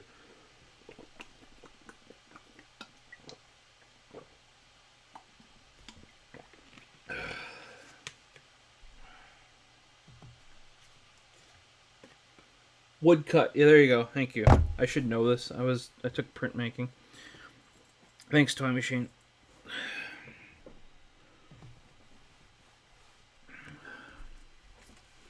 How you do that, for those wondering, for like a woodcut print, is you cut the wood. So you etch the wood, and then you apply the ink to the wood, and then you smush it into paper. And then that's why you get like the wood grain with it, is because you're literally smushing wood into paper hard enough in a printing press, to transfer the ink from the wood to and if you see multiple colors, that's either multiple different plates or the same plate with different colors at different times. Like, you do this area in green, print it. This area in blue, print it. Like, you can't put multiple colors on it once. That doesn't work. I could go into a whole bunch on printmaking. I don't know why. I know why I'm blanking. It's because 4 a.m. here. It's about time for me to go sleepy. We'll probably do this, and I'll see if there's anything cool that I can open as the last thing. Lure Module, another Charmeleon, Pupitar, Slowpoke, Bidoof, Magikarp. I think we're... Ambipom. I don't remember Ambipom. Meltan. Oh, dude. Tyranitar there with his magma, I think. Lava. Which one is it? Who's got the answer? Oh, and then we got the Zard, man. I don't necessarily personally like this Charizard all that much because it's just the Pokemon Go Charizard. I do like how they did like the windows for the buildings over here. Like, that's well done. But not big on that, on the CG Pokemon Go Pokemon.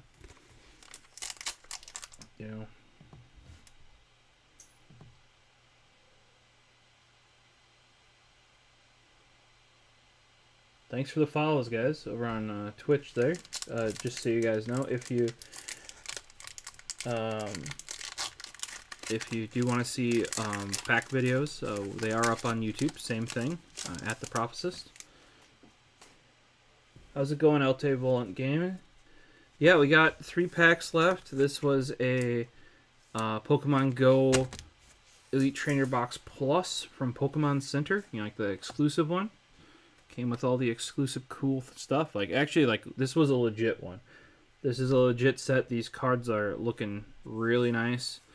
And, like, it came with a Mewtwo. It came with sleeves. It came with, you know, like I said, a promo Mewtwo. It came with metal dice. It came with even metal coins. Like, it's a true plus set.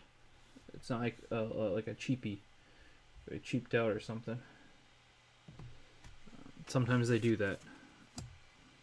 The Pokemon Center one will just be like they used to at least make the box a different color. They just make the sleeve a different color now.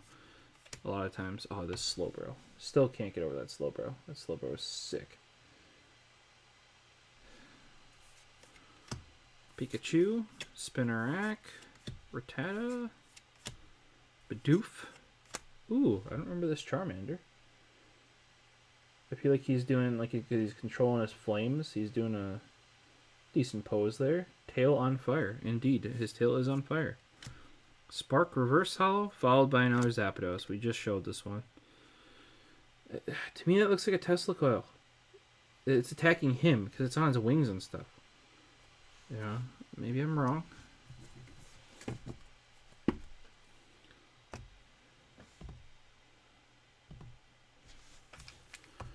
Yeah, I think we started out really hot. We went with a full art V card, and then we followed up with a secret rare right out of the gate here. Pokemon Go is kind of fun to pull though because it's like, you know, like your Shining Fates, Champion's Path, where every pack is, in this case, green pack, good pack. Every pack's green pack, and you get double hollows every time. You know, you can't miss. 360 no scope every time. Blanche, I don't remember Blanche. Unpheasant, Soul Rock. Oh, my man Larvitar again. Numel? Numel? Ooh, this Bulbasaur might be new.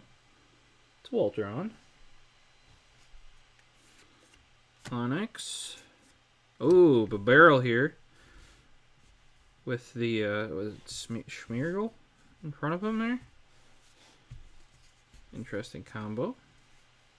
I do like how it's like getting close to the camera. Like imagine that's like what they're doing is like that's like a, you know, like they probably put a camera there, like a, what do you call that, a not a trap cam, you know, for like wild creatures and stuff. Use them to check up on deer or whatever. Probably doing that because Barrero's eating the trees. You know, they're putting out the you know, wild animal cam, trap cam, whatever. The term is escaping me for what that specifically is called, but the barrel knows it's there, so he's like, you know, getting up real close. They put some thought into these, you know. Ooh, we actually have this Mewtwo. This was like our first pull. Gosh darn.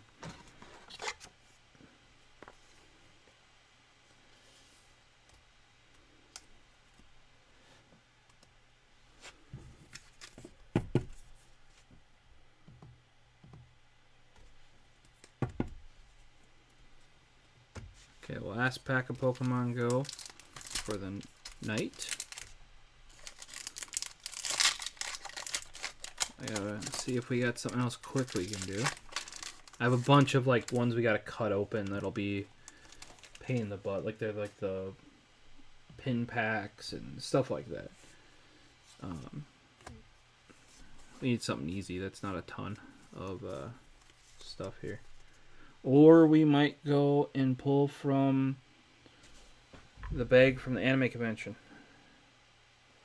There's some goodies in there. I'll tell you what. Older stuff. Okay, we got Dark Energy. Soul Rock again. Lure Module. This is what we got in the Secret Rare Gold. Charmeleon. Larvitar. Natu. Ambipom. Slowpoke. Another barrel here. Oh, dude, I can see something back there. Can you see something back there? Woo! Now that's a spicy card there, I think. I'd put Dragonite pretty far up there in my list. Dragonite and the Ampharos are both pretty far up there. Dragonite V-Star. That's a good one to frickin' end on. Like for this ETB here. Look at that guy go.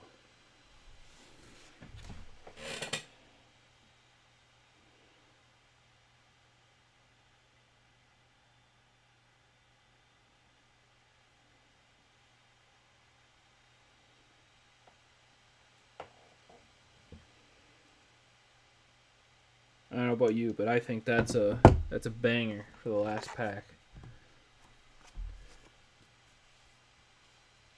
Oh yeah, Trail Cam is what I was thinking of. Yep.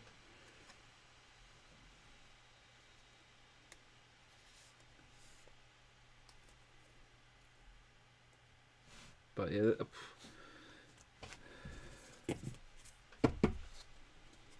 Last pack wonder right there. A funny thing, we got a barrel.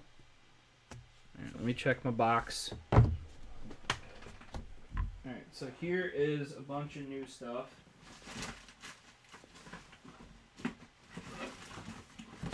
So, we got Lost Origin in there. We got a booster box here, ETB there, Infernape. These are the Pokemon Go pin collections. Over there we got Astral Radiance Build and Battle Stadium. That's one we missed at some point somehow. We got the holiday calendar that I'm actually going to do as my holiday calendar. So that's not just going to be popped open in one night. And then we got all this over here. We got Lost Origin. Got Lunchbox. See, all of that seems like too long and too big.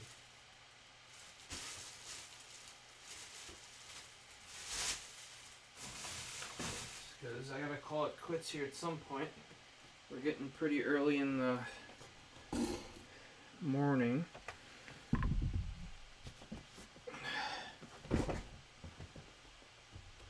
Alright. What do we got down here?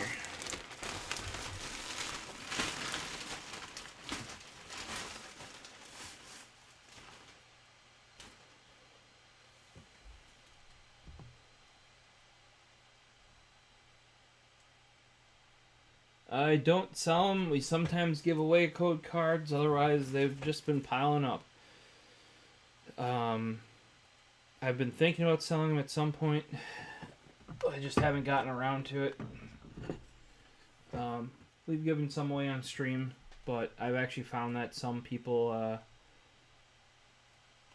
like half the time, they'll go back and check if they've been redeemed at the end of the stream, and they're not. Yeah, reach out to our Discord. That whole stack over there is all code cards right now. There's definitely more than that around here. Alright, so what we got in the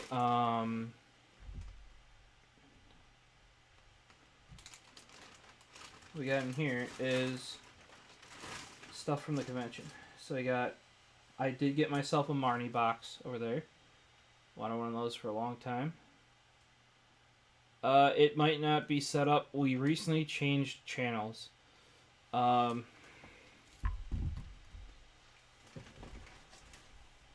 I probably won't respond until tomorrow because I'm going to sleep right after this stream.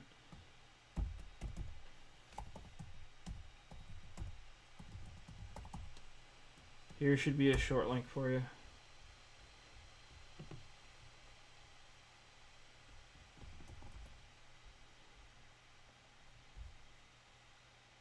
That should work for you guys, I think.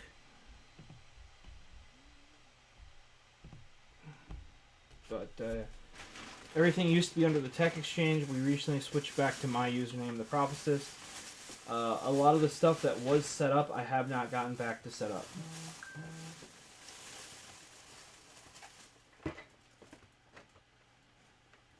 Here we go.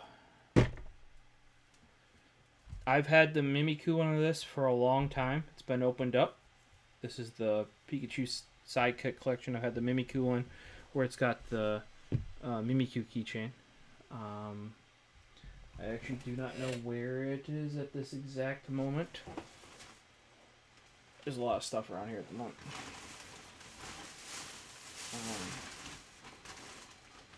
I also have a Alolan Raichu there.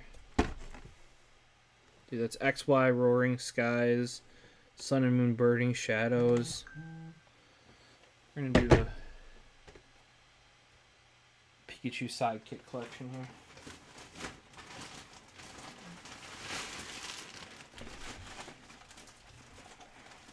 Yeah, we've just found Discord to be the easiest way to do it. Otherwise, had you caught while I was opening them up, I would have just given them away at that time. On stream. But this will be the last thing for tonight, is this Pikachu Sidekick collection. Wasn't cheap. It wasn't super duper expensive. But saw this one, and I knew I had the Mimikyu, which is the opposite end of it already. So I had to pick it up. This is not the best knife for this, I can tell you that. Which is why we're going to use this guy.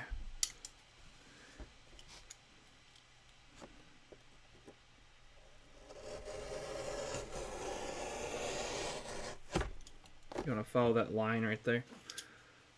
Makes it easiest.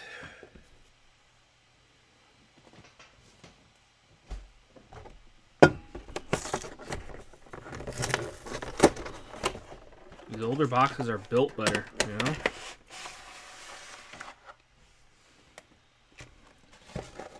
Yeah, the convention can be a good place to get some of these older sets because like hobby shops have booths there and stuff like that. Yep. Sorry guys, that is one code card you're not getting. Is the one for my Sidekick collection. You can, however, see the Pikachu.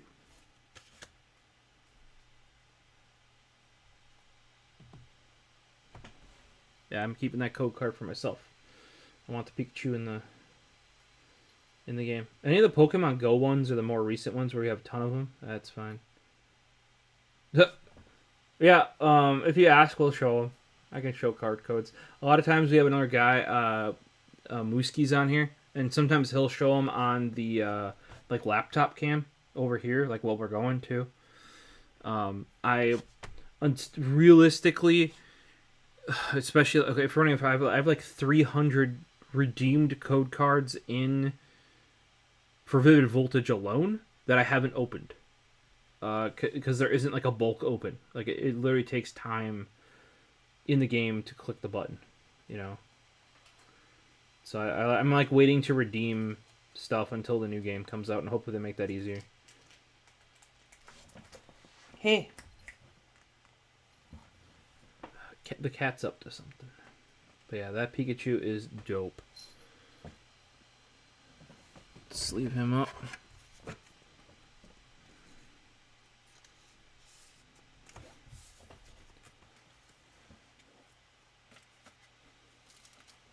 What are you doing? Huh? Here's what he's stealing. He's stealing dice that are unopened. Yeah. What are you doing, huh? Alright, so I gotta find where my Mimikyu went. But Pikachu keychain. It's like a rubber, I forget what they call these. Like not a hang tag or something. But you need a Pikachu keychain though. Wow, that's not even magnetic. There you go, that's magnetic.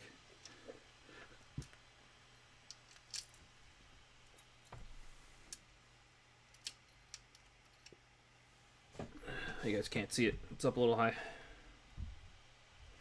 There you go. Cute little Pikachu. Running up here is our damaged cards. That's what we're keeping up here.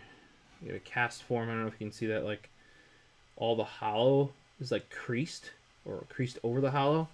That Dream Ball is like Kajillion printed. Snom got his little haircut there. So did some of these other cards here, like Rockruff. Rubbin got his part of another card on him. So we kind of keep those as just ones up there chilling.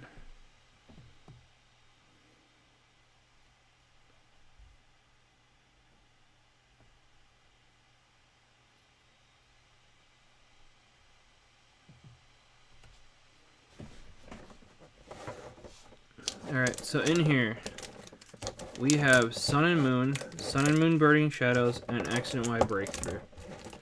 And these things feel stiff and tight because they're not super old. Burning Shadows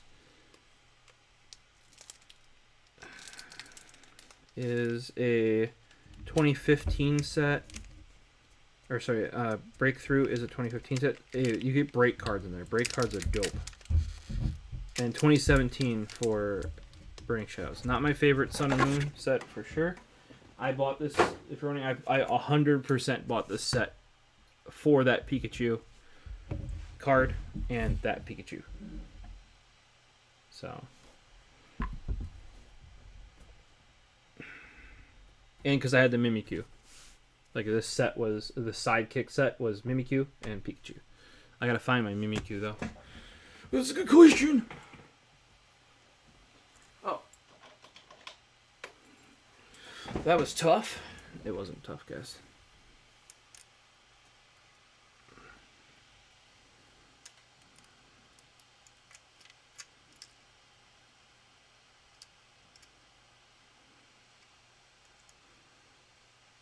There. There's the Mimikyu.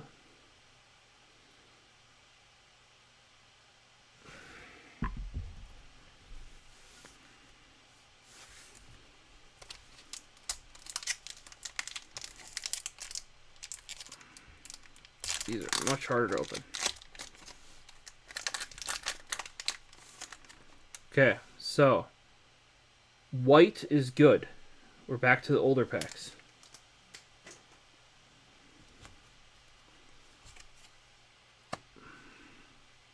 And yeah, being that those are older ones, those I probably won't give away because they're hard to get now.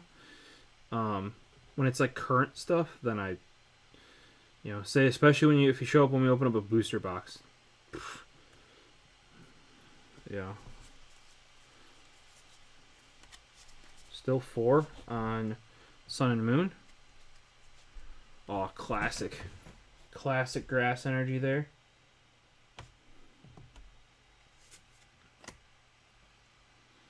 Oh, see, I'm just saying, man. Art was better. Before Sun and Moon happened, when you had a literal moon. Look at that background on that thing. On that Lunatone. Freaking beautiful. Wiki. Wishful Baton. Routes. We got... Hey, look. Since we're not in Sword and Shield, we actually have fairy Pokemon. Look at that. Been a while since I've seen one of those. That's also very well done art. That looks like Vector, but like influenced by water color. Got the Alolan Vulpix. They reused this recently, I think, or very similar. Hoot Hoot, Ladybug, Mudbray, Reverse Hollow Metapod. Okay, and oh, I know this is just a hollow, but that Vileplume's pretty sweet. And then I feel like the hollow, like this is back when the hollows kind of matched. Because Vileplume being, a poison Pokemon, it would kind of waft. It'd be aromatic, I like when the hollow matches the card. It's a big benefit for me. We're just gonna use black sleeves. For those that weren't here before, I was using Dragon Shield's Clear Matte. Get the matte. The original or classic are way thinner. They don't feel anywhere near as nice. Even at Walmart now, you can get. They only used to only have black, right? Which they do still have, but they have black. They have clear now, which is what Toy Machine likes. And those are nice. They look very clean. And then they have this night blue color, which is what we were using for Astral Radiance, I believe. Since I only have like one of each of these sets here, I'm just going to use black because it's color neutral. We did actually start doing a specified color per set. I do not remember if it goes back this far though into Sun and Moon.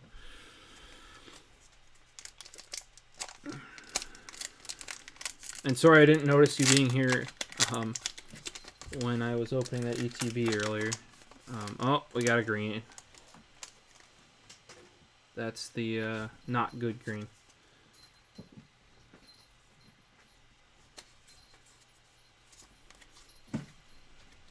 You can still see some older cards, though. It's never a bad thing, right? Oh, dude, that... Still this Dragonite was sitting over there. That was an awesome pull as the last one.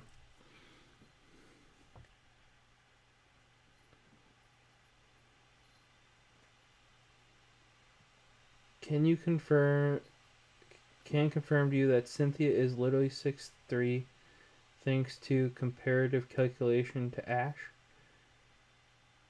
Dog. We have cats here, no dogs. Well, there's a dog in the house. It's not my dog, though. Iluma. Dragonair. Always like Dragon Pokemon. Oh, we got another fairy. Snubble. Oh, somebody in here earlier was saying Makuhita was his favorite. I wonder if he's still around.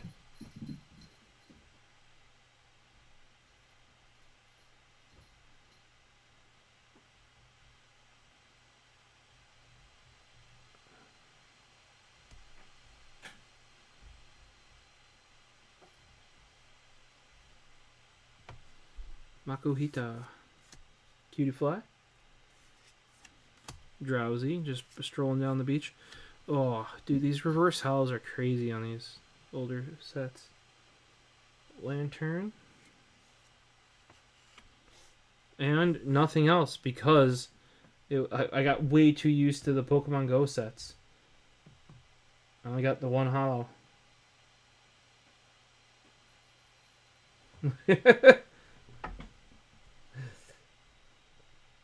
Yeah, you got a Makuhita, man. OG. That one's pretty good because it's cartoonish, you know? It's got the stretch in the legs. I feel like Makuhita's got to be cartoonish to really work. Alright, last pack is going to be this breakthrough.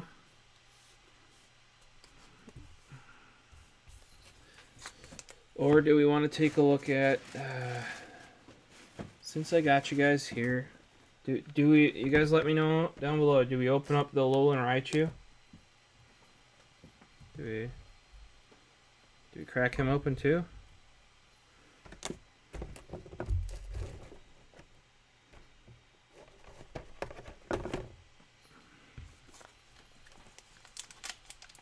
I really hope we get a break card.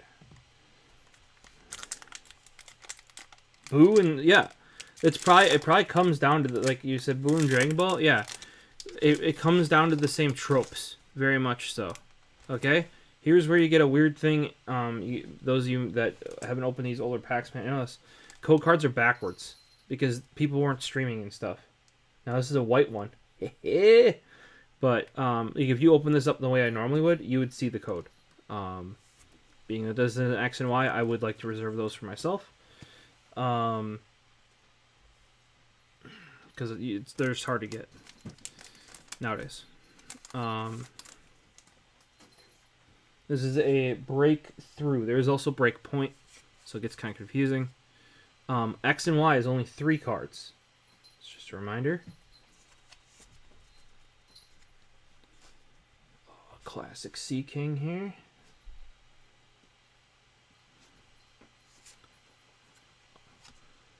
Quildling, not a one I'm familiar with. Swoobat. I think a lot of, and this happens on a lot of the X and Y, they get a little too soft on the. Oh, that's a good Magnemite though. Fennekin. You see how I don't know how to. I can move this real close. It gets soft. The image is just really soft. I don't know if it's just, but then you get this Pancham. I don't know if they were like in a transition period or something. Because that Pancham's really high quality. You know, I wouldn't say it's like the best, but like it's done well. Oh, that meow. Exhausted tackle. That I do also appreciate when they make the art match the attacks and etc. You know. Gosh, Sandshrew. Skidoo reverse hollow. Okay, that's a pretty dope looking hollow. I know it's just a hollow. But like once again they made the hollow work with the art. They don't really do that anymore. They just slap on a default hollow and let her rip. Like that looks good. Like that art for that hollow.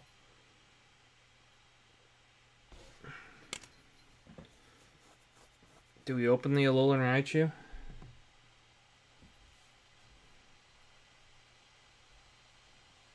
Alright.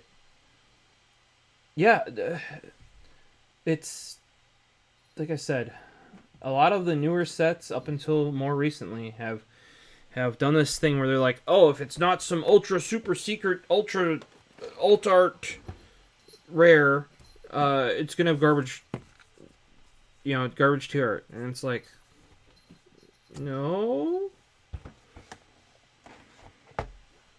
please make all good, thank you. On to next TED Talk. Oh, dude, that Magnezone.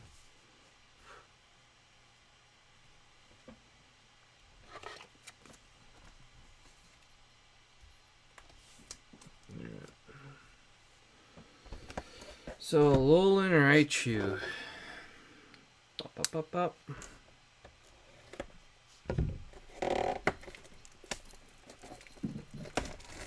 And if you're wondering why this has wrapping on it and the other one didn't, once you undo the wrap on these older packs, because this is even older. Remember, that one was like 2015 to 2017. This is an even older set. Because we're going back to X and Y Roaring Skies. And there's Burning Shadows in there as well, which I think we had. Maybe that one. So it's a little bit older yet. But on these even older ones, they weren't glued shut. You would just have plastic wrap on them.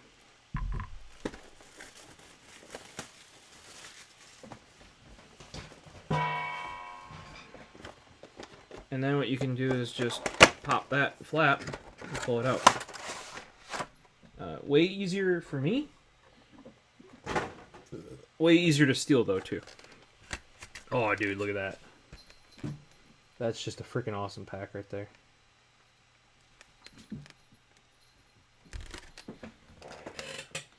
Just give me 1 second here, guys. I gotta inspect where the code cards are located in here.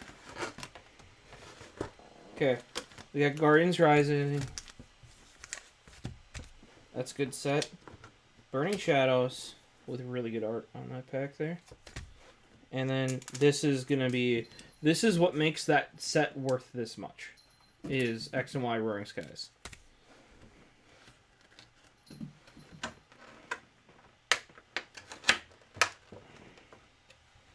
Oh, the plastic on here is legit so thick, it's hard to get the promo card out.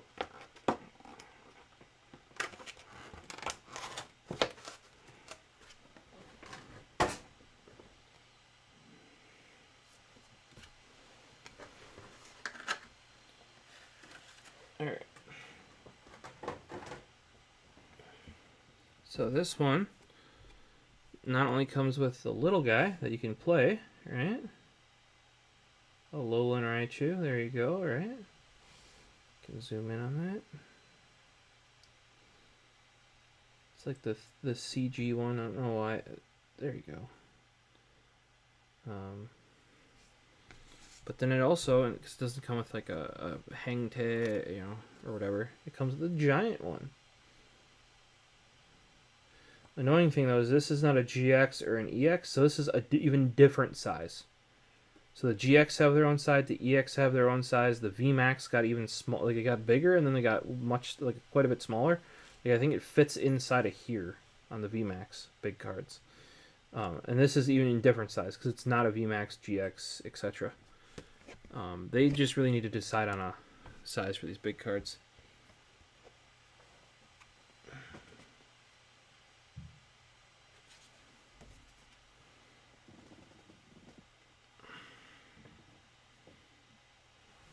Alright, I got sleeve up Lowland Raichu here.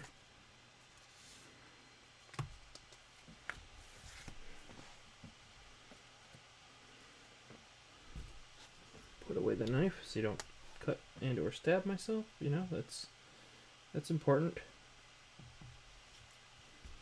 And this is definitely where we're ending off. We're gonna definitely end on that Roaring Skies one. Start with Burning Shadows. Is this like not marshmallow? The name's related to marshmallows.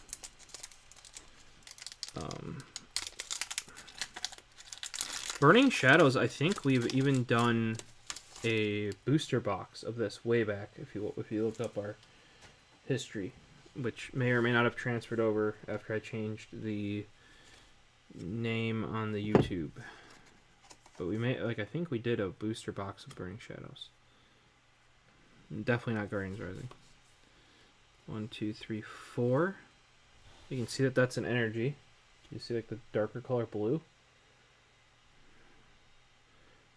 See, I want, because you know, like you can't like card count and stuff and tell what stuff is, but like even from the Pokemon company, I can tell by holding these half the time like what's what. I think there's something in here. I do. I really hope so, but I think so. We have a Fairy Energy. Okay, I always like the Fairy Energy, especially because I don't see those in Sword and Shield. Po Town. It's actually some pretty decent art for that. Look at that. It's nice and sharp. Ribombi. Yeah, this is basically like look at that Kirlia. Look at that. Come on. You can do it. Focus. There you go. Look at that. So well done. See what I mean though? There might be something back there. Horsey. Venipede. Oh, that sand, like the lighting on that Sandygast. Like coming through him too. So good. The sunset there. Morello, also very good shading on the shadows and everything. Crab, I always like Crabballer. I think he's funny, especially with his like a little black eye. Okay, then we have a Bodybuilding Dumbbells Reverse Hollow. I hopefully I didn't hype this up for nothing because I don't think it's that one. Sometimes what'll happen is you'll see a hollow edge of a reverse hollow. We did have a white pack though, so it should have two. That's pretty dope. Okay, Noivern GX 199 out of 147. So that's a full art. Yeah, full art GX card. Is it full art? I think so. These older ones are they kind of work a bit different. Yes, I do believe that is a full art. That was a decent pull, I would say. I didn't know what I was expecting necessarily.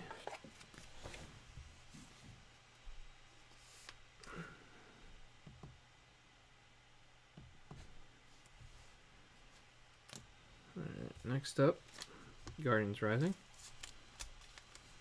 This one is 2017 as well.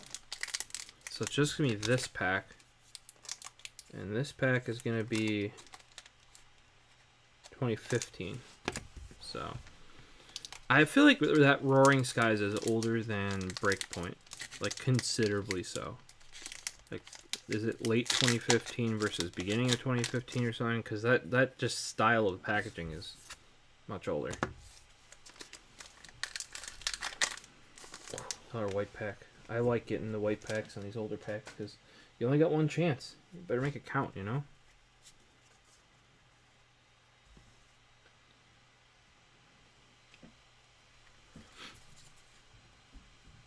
Four still. I could tell once again that was a... Oh, and it's bigger too. You can feel, like when you hold a stack of cards like this, you can feel energies a lot of time because they're cut slightly larger. That doesn't seem like that would be playable. Oh, that Beware. Check that out.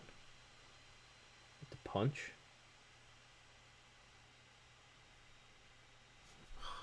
Sick art there. Oh, yeah, even that too. Brooklet Hill, like the water art there is really good. Sliggoo, I think that arc fits him. The punch, the form, I know, right? Like, look at that. With the epic background, with the small explosion from the punch. I think those are like trees of some kind way in the back there. I can get pretty close actually. Sliggoo, I think that artwork fits that. Pet Lily, like, even that's just some clean artwork. You know, this Pet Lily here. Oh, that's I always like these clay art ones. I think they should sell every one as like a thing you can buy. But that one is dope. Like, that one is so well done. The colors balance well. Like, how it's with trash. I think this would be called a still life, I believe. I might be wrong. But I love that person's artwork. Still to this day, they do good stuff. Very simple line art of a Machop there. Probably a... Well, not line art because there's colors and stuff. But like a vector. Very simple vector there. Wishy Washy, crying away. Jangmo. Okay, we have a Chansey reverse hollow. Let's go. Hey, I'll take a Vikavolt GX. That's not a bad one to follow up the Noivern GX with, you know?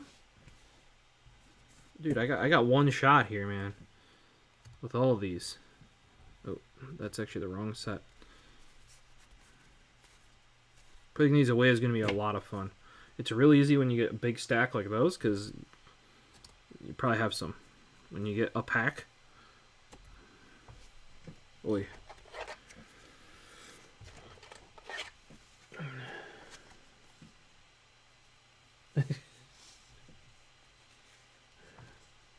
I mean, I'm pretty sure everybody would eat Chansey's egg. You know? Yeah, I wouldn't say that's a bad GX.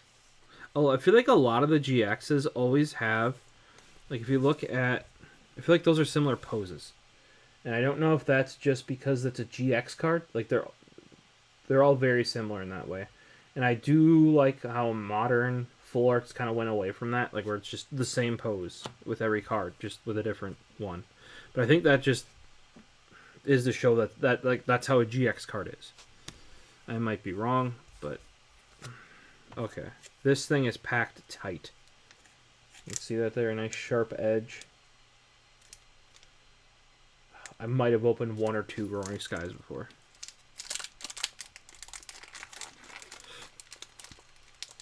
Ooh. Okay. Yeah. Oh, hold on. I gotta do this. This is one of the ones where it shows you because it's X and Y. Oh, here's what I will show you about it though. It's a white pack. These oldies might cost a bunch of money, but like I said, I get way more joy out of opening these up than the newer ones a lot of time. Alright. 3 there because it's X and Y. Go. Latios Spirit Link, because like that's a thing for EX cards. Remember, we have EX now. We went back even more. Not even GX. Fletchinder. I feel like that's like a very classic bird picture. Like they probably had like a person who draws birds, like it's a classic way to draw a bird. I have a feeling that they purposely did that. That Furo was pretty dope. It's like how it's landing there. I saw this one as soon as the bot, like it just pops. Not two. What the heck does that mean? Is that like a full art common? Here's a common. A full art common. Like I said, I might have opened one or two. Hey, joke could be worse. That's dude, that execute's dope. I think they did it. This artist did a newer version of this as well, and I like that one as well. Togepi, CG Togepi, I think. Inkay. Oh, that's a dark. Okay, that's really cool. I much prefer the black. Like, this is a modern darkness card. That's the old one. The black's way cooler. Okay. We got a Gallade Spirit Link Reverse Hollow. I don't know how I feel about that. And a Zapdos. So even though I got a white pack, I only got one hollow. I mean, that Zapdos is pretty dope. You can check the clouds there. But I wonder if that was because we got a full art non-hollow Natu? I don't know how these older packs work.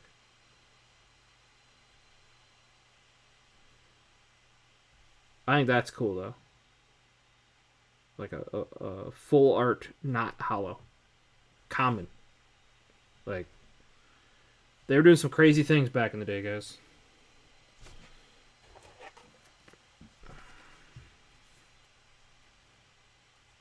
Yeah, this is thick. This card is, like, legit thick. Yeah, I think I have a couple of those. You look right there, the logo. I might have pulled one or two packs, but all of them would have come from sets like this. Nothing.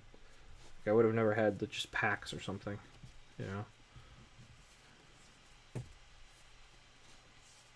I gotta find out more about this full art, not like common.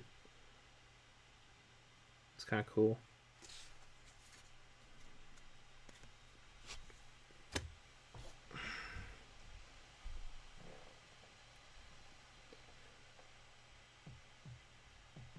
Alright guys, we're going to have to cut it here because it's no longer even night. It's just 5 a.m. So it is time for me to hit the hay, get some sleep. Hopefully you guys hit follow if you're on Twitch, subscribe if you're on YouTube, and go to the other one and do the same thing. I do generally stream in both places. I have enough internet for that.